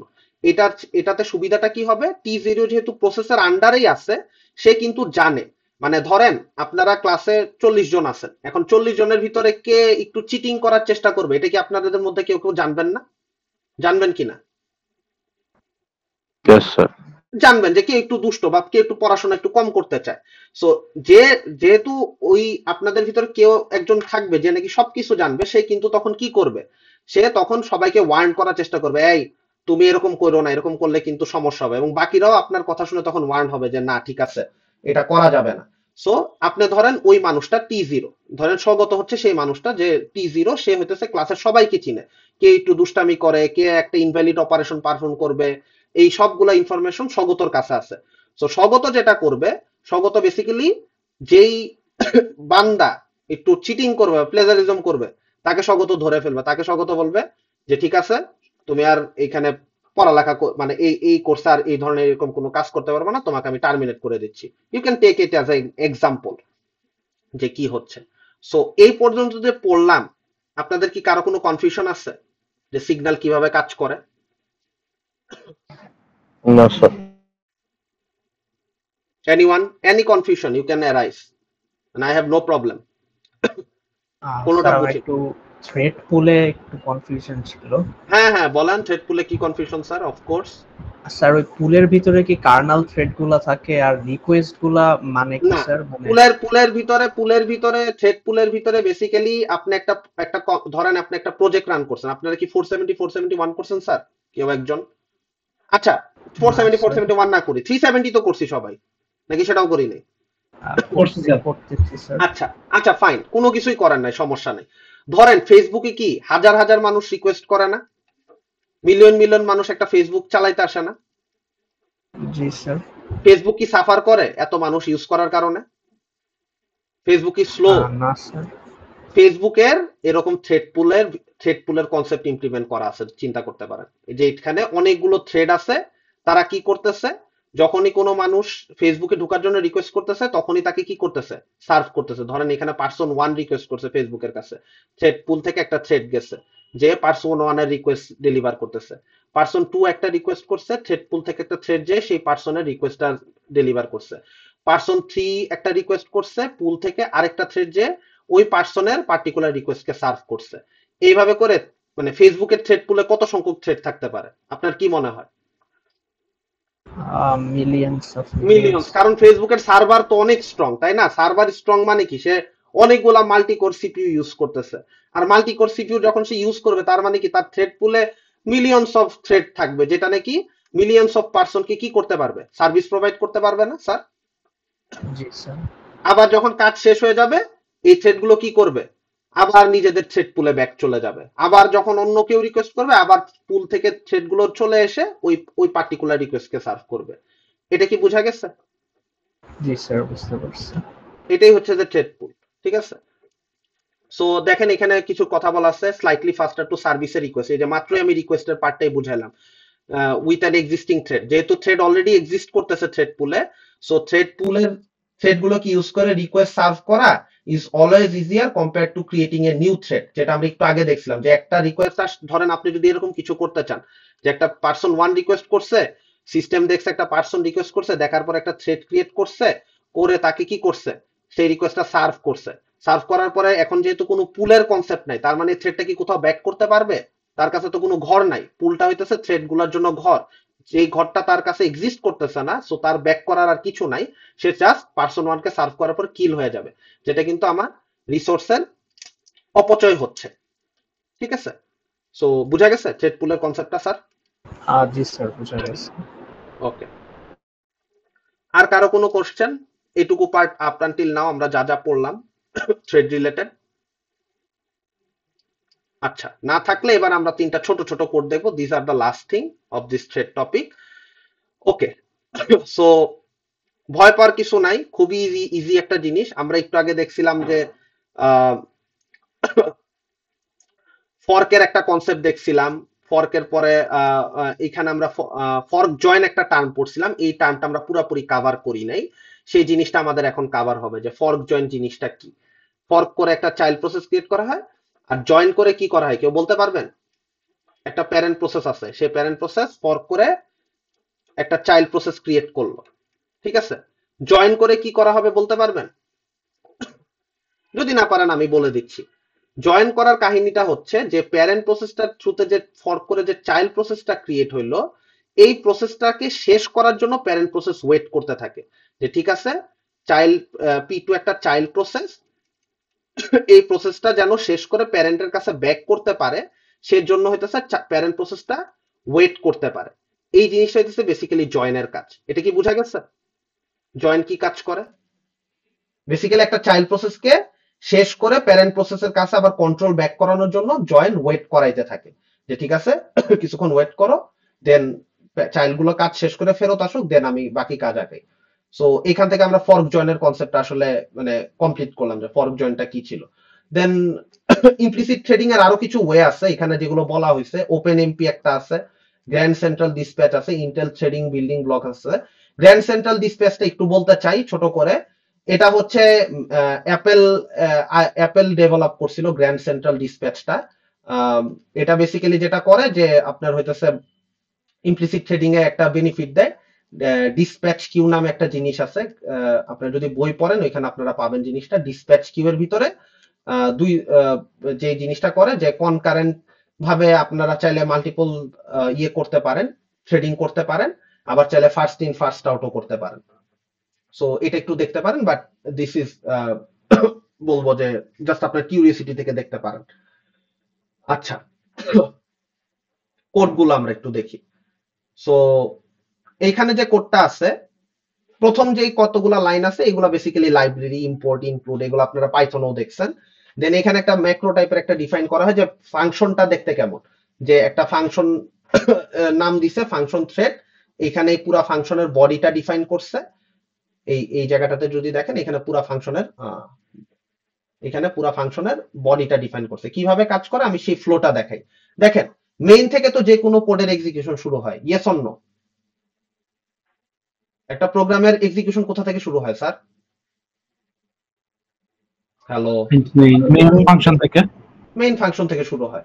সো দেখেন আমরা কি করতেছি, ওই যে পি থ্রেড বলছিলাম না যে আমরা নরমালি থ্রেড এক্সিকিউশনটা পি থ্রেড ফলো করে বানাবো।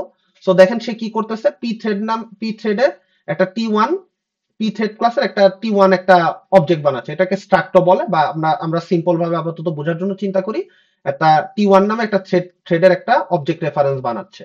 দেন যেটা করতেছে পি থ্রেড ক্রিয়েট, মানে থ্রেড ক্রিয়েশনের কাজটা শুরু করতেছে। এই পি থ্রেড ক্রিয়েটের একটা ইন্টারনাল ইমপ্লিমেন্টেশন আছে, এটা যারা থ্রেড লাইব্রেরি ডেভেলপার তারা বানাই দিছে আপনাকে থ্রেড ক্রিয়েট করার জন্য এবং থ্রেড ম্যানেজ করার জন্য। কি করতেছে দেখেন, প্যারামিটার হিসেবে এন্ড T1 নামে একটা জিনিসকে পাস করতেছে। আমি যদি একটু জুম করি তাহলে দেখবেন। আচ্ছা, এন্ড T1 জিনিসটা কি আপনাদের কি পয়েন্টার পড়াইছে এখনো সি তে? Yes sir. হ্যাঁ, বুঝি নাই। Yes sir, পড়াইছে।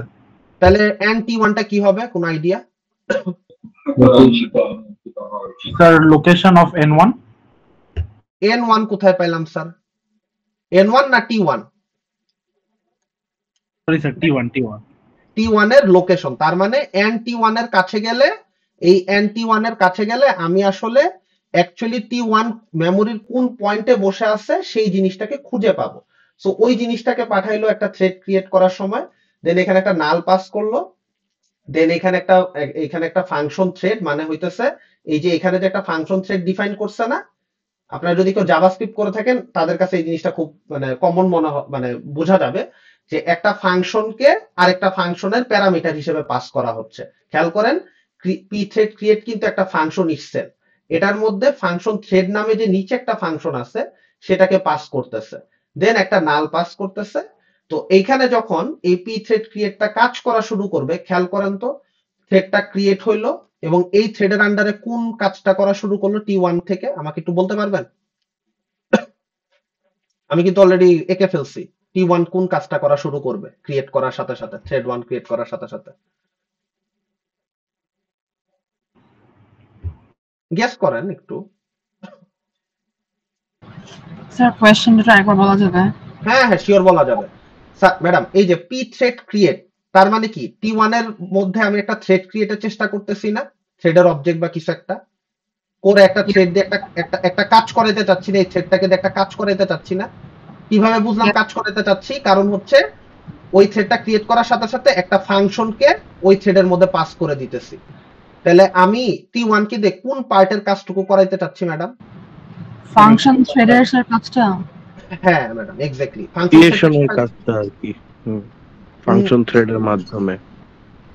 না না না, থ্রেড পি থ্রেড ক্রিয়েট দিয়ে পি থ্রেড ক্রিয়েট এই লাইনটা যখন আপনি লিখতেছেন তখন আসলে আপনি একটা থ্রেড বানায় ফেলতেছেন বাই দিস টাইম, এবং থ্রেডটাকে বানায় কোথায় রাখতেছেন?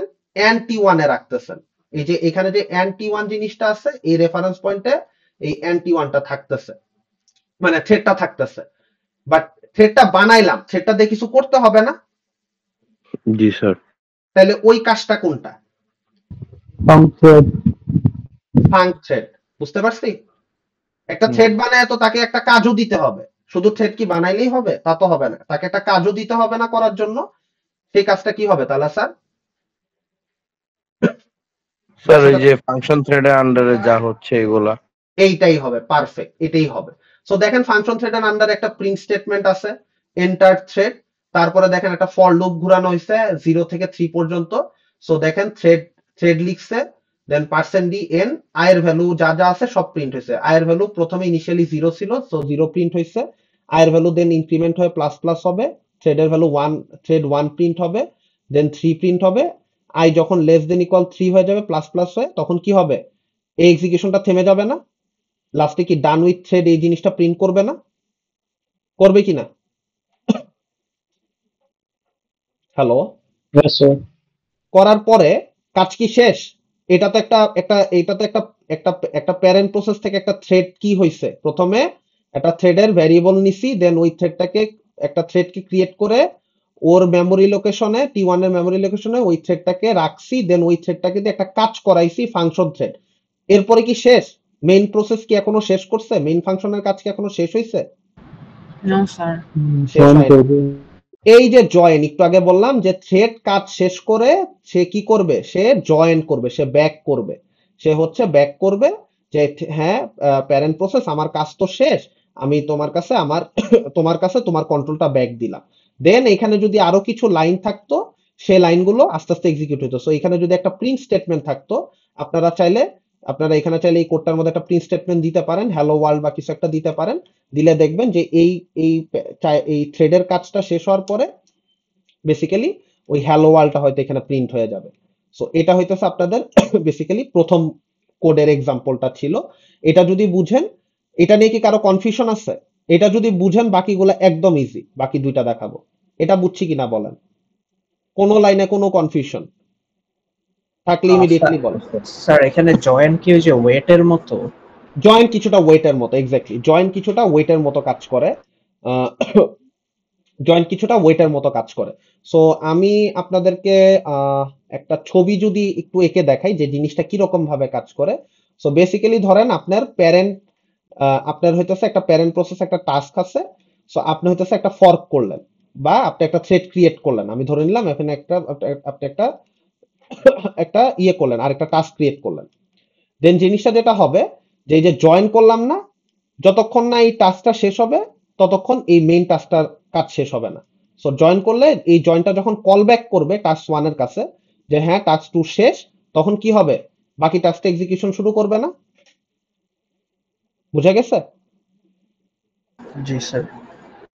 এই জিনিসটাই, এরপর এটা আমি আরো দুইবার যখন এক্সপ্লেন করব নিচের দুইটা কোডে আরো ক্লিয়ার হবে। আচ্ছা, এই কোডটা দেখেন আগের মতো এখানে কিছু লাইব্রেরি আছে ইম্পোর্ট করা হয়েছে। এখানে আমাদের জন্য ইম্পর্টেন্ট হচ্ছে পি থ্রেডটা। কারণ কি বলতে পারবেন পি থ্রেডটা কেন ইম্পর্টেন্ট?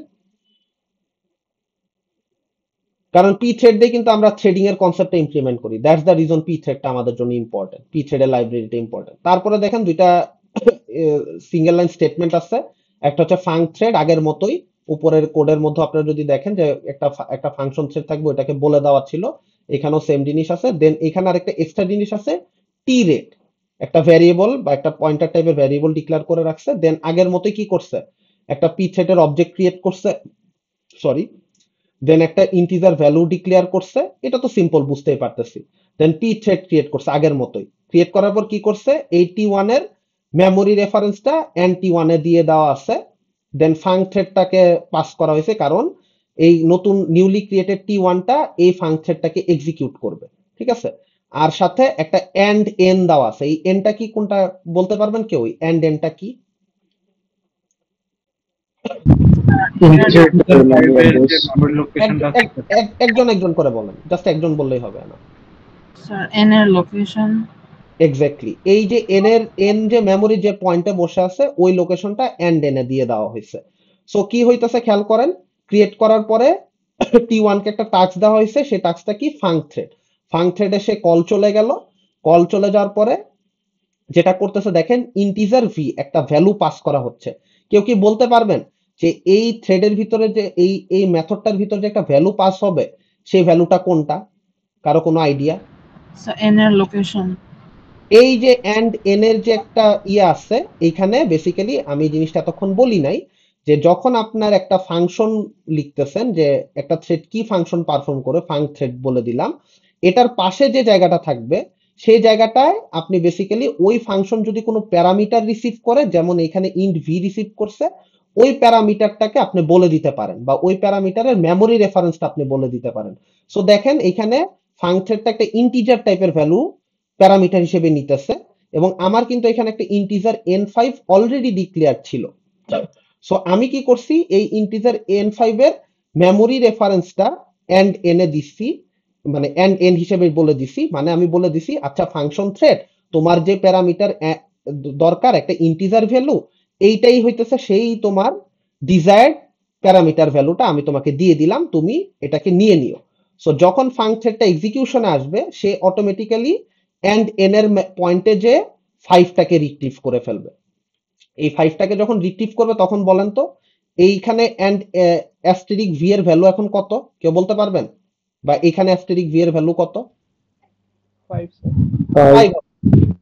তাহলে 5 ইনটু 5 কত হবে?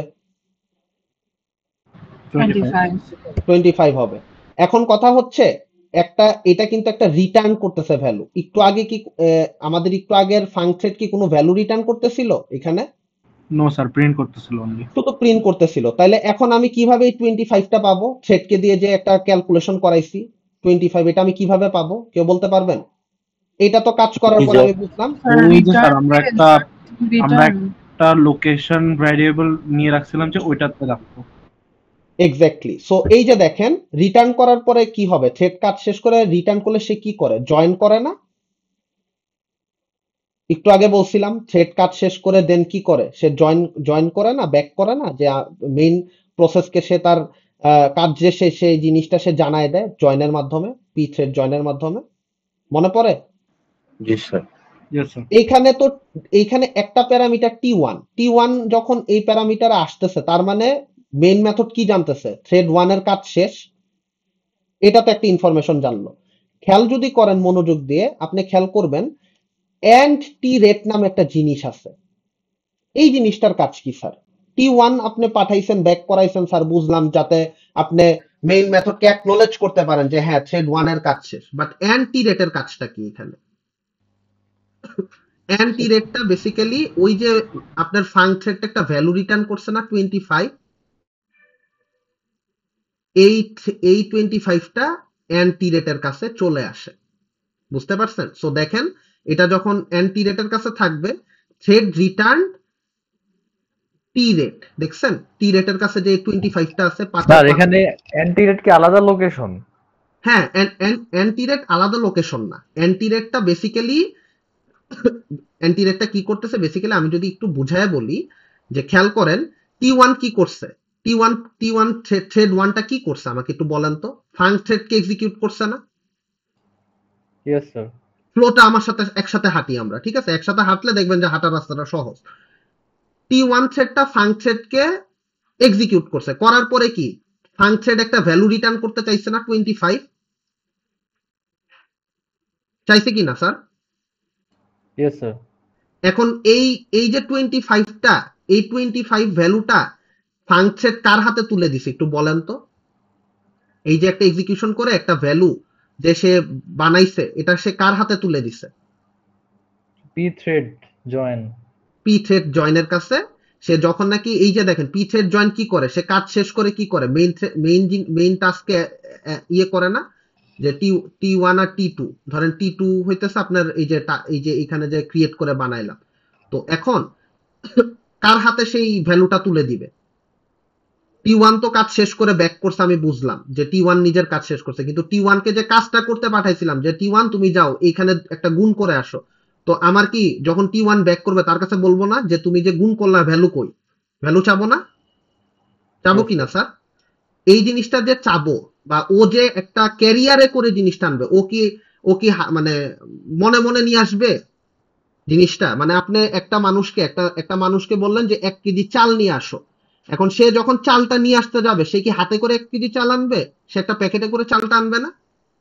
তার মানে তার একটা মেমোরি রেফারেন্স দরকার আছে না ওই জিনিসটাকে আনার জন্য কম্পিউটারের ভাষায়? সো পি থ্রেড দিয়ে যে টি1টা বানাইছিলাম, টি1 তো অবশ্যই একটা ফাংথ্রেড এক্সিকিউট করলো, কিন্তু করার পরে যে ভ্যালুটা সে বানাইলো সেটাকে আনার জন্য কি তার একটা মেমোরি পয়েন্টার লাগবে না? Yes sir. সেই মেমোরি পয়েন্টারটা কি হবে? টি রেট হবে। এই মেমোরি পয়েন্টারের মধ্যে 25টা থাকবে। খেয়াল করলে দেখবেন যে নিচের যে প্রিন্টের লাইনটা আছে, এটা যদি একটু মনোযোগ দিয়ে দেখেন তাহলে খেয়াল করবেন যে দেখেন এখানে কি হইতেছে, থ্রেড রিটার্ন। তার মানে থ্রেডটা রিটার্ন করছে 25। এই 25টা কোন ভ্যারিয়েবলটা প্রিন্ট করে পাইছে দেখেন তো স্যার? টি রেট কে প্রিন্ট করে পাইছে। কেন পাইছে? টি রেটের লোকেশনে স্টোর করা ছিল। কে লোকেশনে স্টোর করে দিছে জিনিসটা? কিভাবে হয়েছে? কোন লাইনের থ্রুতে হয়েছে? ফাং থ্রেড থেকে রিটার্ন যে করলো এখানে টি থ্রেডে গেছে। রিটার্ন তো করলো ফাং থ্রেড থেকে, কিন্তু রিটার্ন করার সাথে সাথে এই জিনিসটা কে নিয়ে আসছে মেইন থ্রেডের কাছে বা মেইন মেথডের কাছে? ও পি থ্রেড জয়েন। হ্যাঁ, পি থ্রেড জয়েন। সাথে সাথে কার কাজ শেষ হয়ে গেছে? টি1 থ্রেডের কাজ শেষ হয়ে গেছে না এই যে এখানে? এবং সে সাথে সাথে কি জিনিস নিয়ে আসছে? সে যে কাজ করছে সেই কাজের রেজাল্টটাও সে নিয়ে আসছে। বোঝা গেছে? Yes sir. এবং এই রেজাল্টটা কিসে করে নিয়ে আসছে? একটা ক্যারিয়ারে করে আনছে। সেই ক্যারিয়ার মানে হচ্ছে বাহন বা কিছু একটা, বাংলা আমরা যদি বলি, সেই ক্যারিয়ারটার নাম কি? ক্যারিয়ারটার নাম কি? টি রেট না? হ্যাঁ, টি রেট হচ্ছে ক্যারিয়ার, মানে 1 কেজি চাল আপনি টি1 কে আনতে দিছেন, তো সে কিসে করে আনবে? টি রেটে করে আনবে না? 1 কেজি চাল কিনবে, কিনে দেন টি রেটে করে আনবে, এভাবে চিন্তা করেন। বুঝা গেছে? Yes sir. জি স্যার। এই জিনিসটাই। দেন ওয়ান লাস্ট এক্সাম্পল, এটা আমরা অলরেডি অনেক কথা বলে ফেলছি, এটা আসলে আপনাদের পারা উচিত, আমাকে হেল্প করা উচিত। সো আগের মতোই আমরা এখানেও কি করতেছি বলেন তো? একটা থ্রেড ক্রিয়েট করতেছি, থ্রেডের অবজেক্ট, দেন কি করতেছি? পি থ্রেড ক্রিয়েট কল করতেছি। হ্যালো, আমি কি কানেক্টেড আছি? Yes sir. This is the last slide, এটার পর আর কিছু নাই। আচ্ছা, একটা থ্রেড ক্রিয়েট করতেছি, আগের মতোই টি1 এর পয়েন্টারটা পাস করে দিচ্ছি, দেন এখানে একটা নাল পাস করা হয়েছে, দেন এখানে একটা টাইপ কাস্ট করা হয়েছে। দেখেন যে এই ফাং থ্রেডটা ভয়েড টাইপের মেথড, এটাকে বলে, আপনারা কি টাইপ কাস্ট করছেন না পাইথনে, মনে আছে? Yes sir. সো এইখানে একটা টাইপ কাস্ট করা হয়েছে, বলে দেওয়া হয়েছে যে এটা একটা ভয়েড টাইপের মেথড ফাং থ্রেডটা। এন্ড দেখেন একটু আগের উপরের স্লাইডের মতোই এই নাম ভ্যারিয়েবলটার মেমোরি রেফারেন্স কি করা হয়েছে? পাস করা হয়েছে না? Yes sir. এখন ফাং থ্রেড যখন মানে থ্রেড 1 ক্রিয়েট করার পরে যখন ফাং থ্রেডটা কল খাবে, তখন আমার এখানে n এর ভ্যালু কত আসবে? এই ফাং থ্রেডের ডিমান্ড ওয়াইজ 5 আসবে। 5 আসবে। আসার পরে প্রিন্টএফ ইন্টারডিং দ্য থ্রেড, এই লাইনটা প্রিন্ট হবে না? Yes sir. Then 5 mod by 2, এটা কি ট্রু? No, false. তাহলে আমরা কোথায় ঢুকবো? আমরা এলসে ঢুকবো। এখানে কি করতেছি? 5 into 5 into 5 কত হবে? 125 হবে। দেন কি করবে? স্যার ফাংশন থেকে বের হয়ে যাবে। খেয়াল করেন 125 এর পরে কিন্তু একটা প্রিন্টএফ লাইন আছে, এটা কি খেয়াল করছেন? এই লাইনটা কিন্তু প্রিন্ট হচ্ছে না, অপারেশন কমপ্লিটেড, এই লাইনটা কিন্তু প্রিন্ট হচ্ছে না। প্রিন্ট না করে pthread exit নামে একটা লাইন কল হয়েছে এখানে, খেয়াল করেন এখানে কিন্তু ফাংশন কিছু রিটার্ন করে, pthread exit নামে একটা কল গেছে। তার মানে সে কি করতে চাচ্ছে বলেন তো স্যার? এই pthread exit যখন কল হবে তখন সে কোথায় ব্যাক করবে, কেউ বলতে পারবেন? স্যার পি থ্রেড জয়েনে ব্যাক করবে। The Perfect. perfect joiner. pthread জয়েনে ব্যাক করবে। pthread জয়েনে সে কত নিয়ে ব্যাক করবে, কি কি ইনফরমেশন নিয়ে ব্যাক করবে, 125 সেটা কোথায় থাকবে? স্যার T-rate এ থাকবে। T-rate এ। আর T1টা যে আসলো, T1টা কি ইন্ডিকেট করতেছে? আর টি1 তার কাছে টি1 থ্রেডের কাজ শেষ। কাজ শেষ। খেয়াল করেন তারপরে সে কি প্রিন্ট করছে, থ্রেড রিটার্ন ভ্যালু কত, ইন্ট T-rate এর টাইপ কাস্ট করছে। আবার এই ইন্ট এন ইন্ট দিয়ে ব্র্যাকেটের ভিতর দেওয়া মানে হচ্ছে টাইপ কাস্ট করা, ঠিক আছে? এই জিনিসটাকে আমরা টাইপ কাস্ট বলি। এই ভয়েড মানে হইতেছে এই যে টাইপ কাস্ট করতেছে, একটু লিখে দিলাম। সো T-rate এর ভ্যালু এখন আমার কাছে আছে 125, সে 125 প্রিন্ট করছে। এইখানে যে এই যে অপারেশন কমপ্লিট, এই লাইনটা যে এক্সিকিউট হইলো না কেন, এটা নিয়ে কি কারো কোনো ডাউট আছে? কেন হইলো না, কেউ কি বলতে পারবো? স্যার ওইখানে তার আগের লাইনে তো এক্সিট হয়ে গেছে। এক্স্যাক্টলি, আগের লাইনেই আমি এক্সিট করে দিছি। যেহেতু আমি আগের লাইনে এক্সিট করে দিছি, সো এখন আর আমার কোনো দরকার নাই এই অপারেশন কমপ্লিটেড এই লাইনটা স্যার এক্সিকিউট করা। হ্যাঁ বলেন। স্যার এটা ইউজ কেস কি এরকম যে আমি ভয়েড মেথড থেকে কিছু রিটার্ন পাইতে চাইলে এটা ইউজ করব? You can think of it in that way, you can think it, মানে এক্স্যাক্টলি এটাই কিন্তু করতেছে, এক্সিট করে। মানে আমি চাইতেছি না, আমার মানে ঘটনাটা এমন, আমি একটা রিটার্ন টাইপের মেথড লিখতে চাচ্ছি না। উপরের স্লাইডটাতে দেখেন এখানে একটা রিটার্ন টাইপের মেথড ছিল, আমি এরকম কোনো মেথড লিখতে চাচ্ছি না। আমি লিখতে চাচ্ছি একটা ভয়েড টাইপের মেথড। আপনাদেরকে ভয়েড টাইপের মেথড কি শেখানো হয়েছে সিতে? Yes sir. ভয়েড টাইপের মেথড কি করে? Yes, sir. ভয়েড টাইপের মেথড কিন্তু কোনো কিছু রিটার্ন করে না, রিটার্ন করে না। তাই তো? তো আমি জানি যে আমার ভয়েড টাইপ মেথড আছে এবং এটা কিছু রিটার্ন করবে না, তাইলে আমি কিভাবে এখান থেকে একটা ভ্যালুকে নিয়ে আসতে পারি? এটা করার জন্য বেসিক্যালি pthread exit এটার হেল্পটা নেওয়া হয়েছে। যে pthread exit হইতেছে যখনই কল করা হয়েছে, ও একটা পার্টিকুলার অপারেশন প্যারামিটার ভিতরে পাস করে দেওয়া হয়েছে যে হ্যাঁ তুমি এইখানে এই গুণের অপারেশনটা পারফর্ম করো, এখানে যোগ বিয়োগ গুণ ভাগ যে কোনো কিছু অপারেশন থাকতে পারে, এটা তুমি পারফর্ম করো। পারফর্ম করার সাথে সাথে এক্সিট হয়ে যাও, এক্সিট হইলে সে জয়েনের কাছে চলে আসবে। জয়েন অ্যাকনোলেজ হয়ে মানে সাথে সাথে মেইন মেথডটা অ্যাকনোলেজ হবে যে হ্যাঁ T1 এর কাজ শেষ এবং সে একটা ভ্যালুকে নিয়ে চলে আসছে। সো এইভাবে হইতেছে আমাদের পুরা এক্সিকিউশনটা শেষ হয়েছে। এটা নিয়ে কারো কোনো কনফিউশন আছে? Anyone, anything? স্যার ক্রিয়েটের সময় নালটা কিসের কথা বলেন? কোনটা? এই pthread ক্রিয়েটের সময় নালটা কি নাল বলতেছে এক্স্যাক্টলি? এই নালটা, হ্যাঁ হ্যাঁ এই নালটাতে বেসিক্যালি অনেক ধরনের ইনস্ট্রাকশন পাস করা যায়, যে আপনি থ্রেডটাকে কিভাবে কাজ করাইতে চান বা এই ধরনের ডিফারেন্ট ডিফারেন্ট ইনস্ট্রাকশন পাস করানো যায়। এটা খুব একটা মানে ম্যান্ডেটরি না যে এখানে কোন একটা ভ্যালু পাস করতেই হবে, বুঝা গেছে? আচ্ছা আচ্ছা দিস ইজ নট ম্যান্ডেটরি। আর আরেক জায়গায় নাল ছিল, আপনার নাল বলাতে মনে পড়লো, প্রথম স্লাইডে একটা জায়গায় নাল ছিল। এটা যদি কারো চোখ এড়ায় যায় নরমালি, এই নালটা তো আমি অলরেডি বলেই দিলাম যে T1 এর পাশে যে নাল, এটা থ্রেডটা কিভাবে এক্সিকিউট করবে বা কতক্ষণ এক্সিকিউট করবে, এই ধরনের ভ্যালু গুলো পাস করা যায়। বাট এইখানে একটা নাল আছে, কেউ যদি একটু খেয়াল করেন মনোযোগ দিয়ে, যে এখানে একটা নাল আছে, এই নালটা আসলে কেন? এত মানে রিটার্ন করা হচ্ছে মতো। এক্স্যাক্টলি, তার মানে এই জায়গাটাতে আমি আসলে কি আশা করতে পারি, যে থ্রেড যদি কোন একটা ক্যালকুলেশন পারফর্ম করে কোন একটা ভ্যালু যদি রিটার্ন করতে চায়, তাহলে সে কোথায় রিটার্ন করবে, কোথা থেকে পাবো? এখানে যদি কোন একটা ভ্যালু অ্যাসাইন করে দিই, যে T-rate and T-rate কিছু একটা রেখে দেই, তাহলে ও যদি কোনো কিছু রিটার্ন করতে চায় তখন আমি কি করব, এই ভ্যারিয়েবল থেকে বের করে নিতে পারবো না? নিচের গুলাতে কিন্তু ছিল, খেয়াল করেন এই যে নিচের গুলাতে কিন্তু ছিল। যখনই সে জয়েন করছে T1 এর পাশে and T-rate, তখন কি করতেছে, T-rate থেকে আমি কিছু একটা পাচ্ছি না, বুঝা গেছে? কিভাবে নাল, ওইখানে নাল কেন আর এখানে কেন and T-rate, এটা ডিফারেন্সটা বুঝা গেছে?